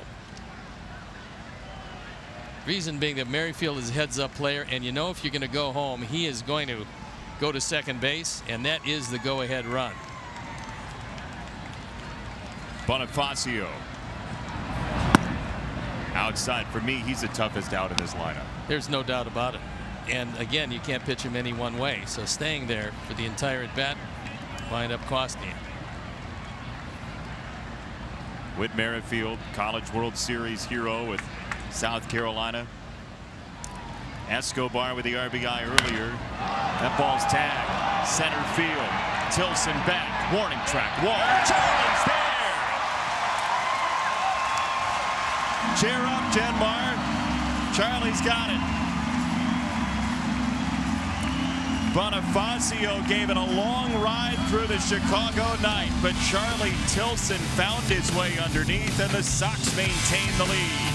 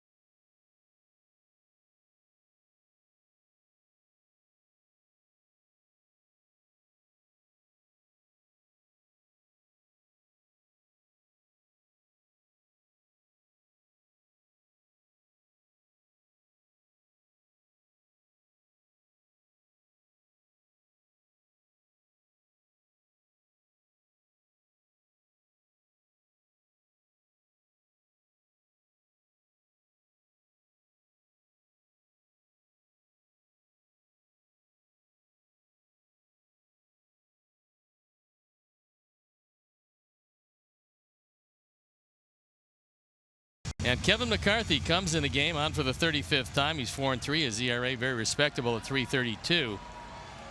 He's trying to hold it at a 1-run deficit. And the Sox trying to add a little insurance. Which didn't seem as necessary until A 7-batter 8th inning for Kansas City. 2 runs across. Merrifield and Escobar drove him in. And here is Jose Abreu, who was the feature during the pitching change with Yohan Moncada showing off their artistry. And Abreu takes ball 1. Time now for StatCast, powered by AWS. 110.6 on the exit velocity. And it was a line drive, 451. Not a cheapie. Into left field and playable for Gordon for out number 1. Steve has decided to do some drawing, evidently, because he was inspired by player portraits. I have. Yeah.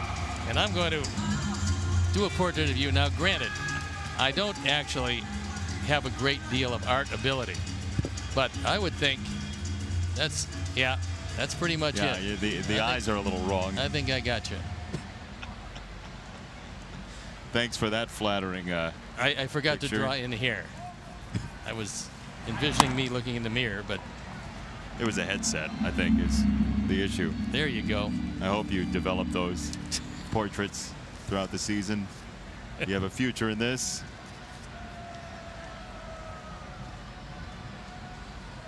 Daniel Palka.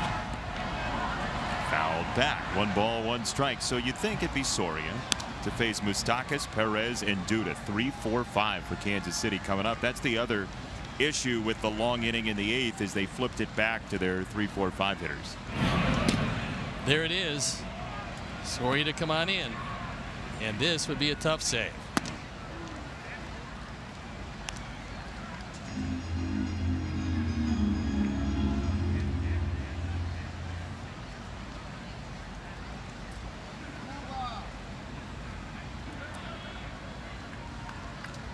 Two and 1 to Palka.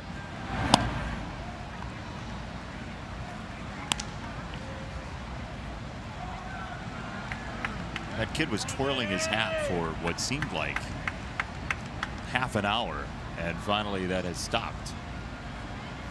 You ran out of gas.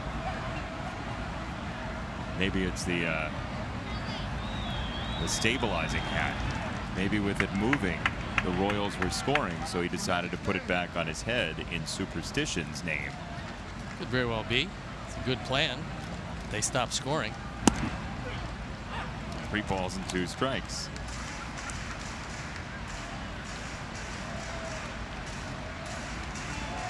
Palka had his last 4 hits as home runs before a couple of singles in his first 2 at-bats tonight.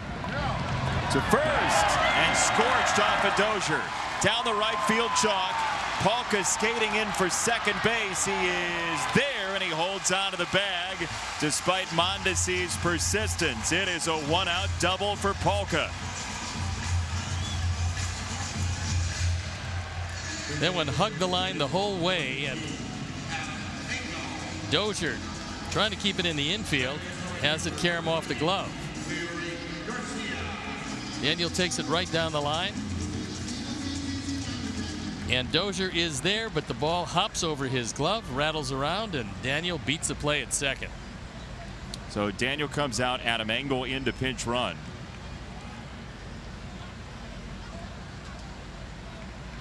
And Garcia bats with a 3-for-4 to his name. He's a triple away from the cycle.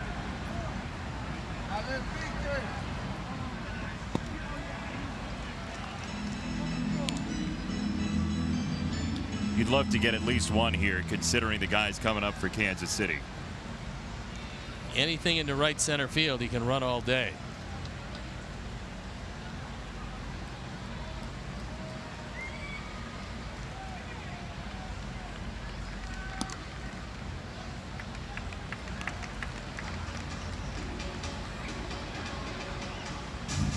Now the hat's off, but not moving.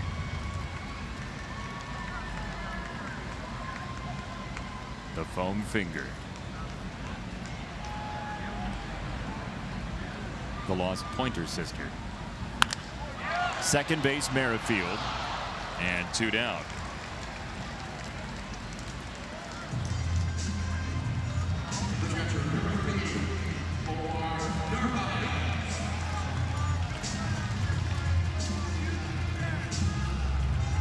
Omar is 1 for 3. He's got an RBI single, 2 groundouts, and a walk. So Engel at second. Sox trying to force across that 8th run tonight. Fireworks coming up after the game.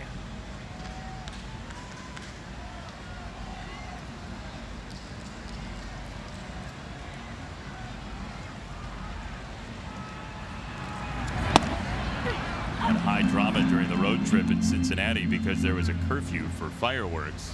That was very close. Yeah. That's 7 minutes away. But the fireworks went on as scheduled. And that was the makeup from another fireworks show because of the ordinance that had to be canceled. Cincinnati's relationship with fireworks is the Sox relationship with the Minnesota Twins. Backlog.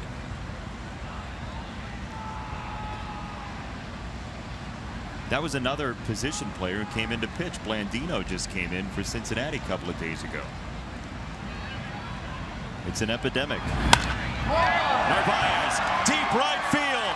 Insurance, indeed. Into the bullpen. Off of the bullpen. 9-6.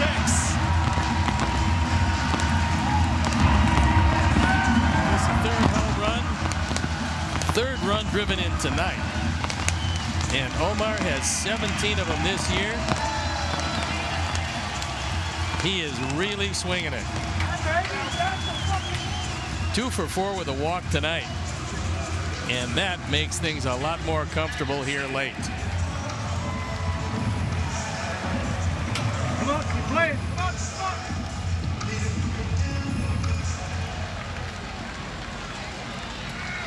Omar is just demolishing the baseball.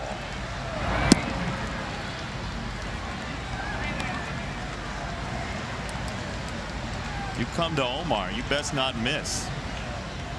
When he was walking up, I checked his intentional walks. He did not have 1 intentional walk this year, and I was thinking, you know what? Might not be a bad time the way he's been swinging it. But fortunately, they didn't. Merrifield couldn't pry it out of his glove.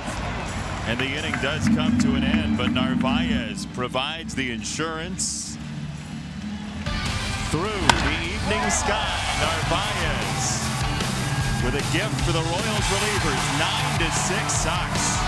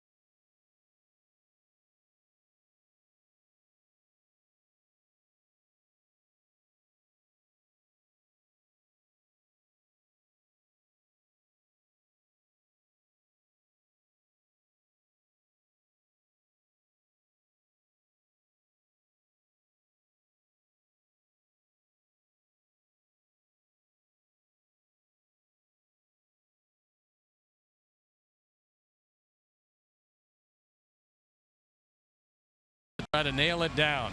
A little more comfortable, no doubt about it, out for the 37th time, looking for his 14th save, and this is 17th opportunity. Opponent's hitting just .237, but the ERA a fine .283.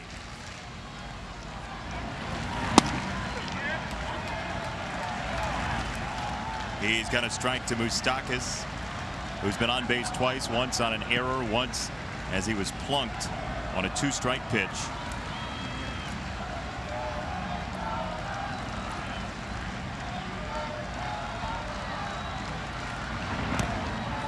There's a curveball, 1-1. Now the brim goes up. That hat has been in every position tonight. Yeah, that brim is not going to stay up. Going to have to get 3 outs without the raised brim. Sometimes it's fairly difficult.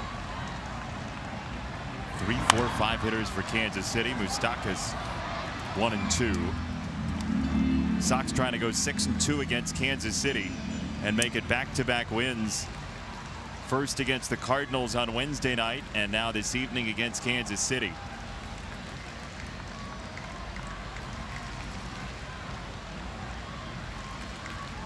Sox tonight have flexed the power with 3 home runs. Abreu, Garcia, and Narvaez. Now the hat's backward.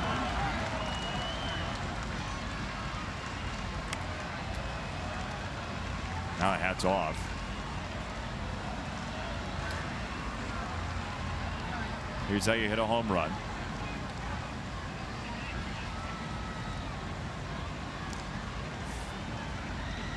Young tacticians at the ballpark. It's what you need. 1-2. Center field. Charlie Tilson for out number 1. Well, this got dicey for a little bit. Sox were only up a run after the top of the 8th, but then that 2-run home run, you can exhale a little bit. I think courtesy of Omar, that takes a whole lot of pressure off this 9th inning.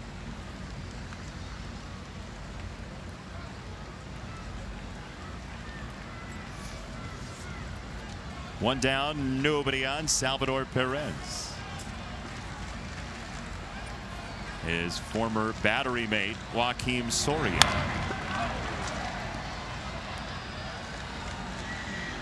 You ever face your former catcher? Sure. You talking about professional catcher? Yeah. Oh, probably. Do you feel like he knew more about you than other people? Tougher at bat? No. You never talked to him when you threw to him? No, I usually didn't like him anyway. No, of course, yeah, I'm sure they did, but if you made good pitches, you got them out, and if not, that was kind of the deal. Is that easy? Yeah. Oh, that's a really sharp breaking ball. And since he started dropping down sidearm, things have worked very well for Joakim. This is a dandy. This one just kept breaking away to a free swinger. And once he starts that swing, he can't possibly check it out. Quickly home and fouled away.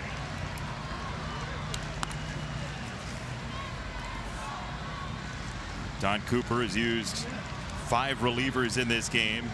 None has gone a full inning.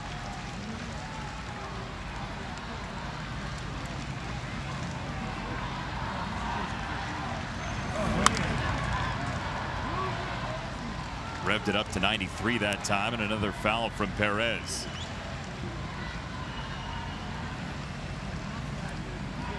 So Volstad, Fry, and Santiago, the only 3 not to throw out of the Sox pen so far tonight.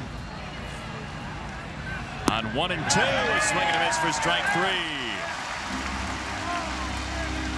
With Perez, you got a pretty good idea if you just keep it in the neighborhood, he's going to be swinging. And this at one point looked like a strike and then just disappeared out of the zone. So quickly 2 up, 2 down.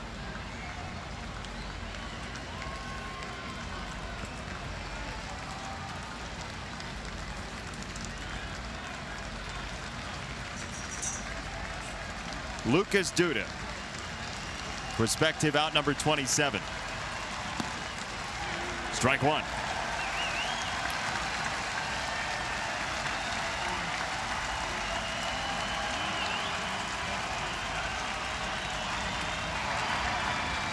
Time to stand for some. Now it's really time to stand 0-2.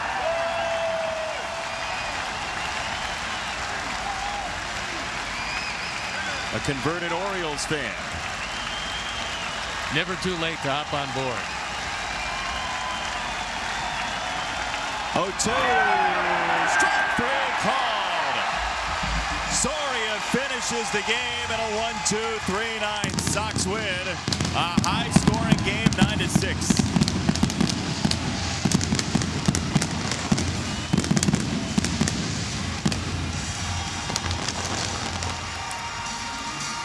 Well, it was fun, then it was close, then it was fun again, and the Sox get the win. I would think a bunch of happy boys down on the field right now. So amid all the celebration, we'll step out and be back after these messages.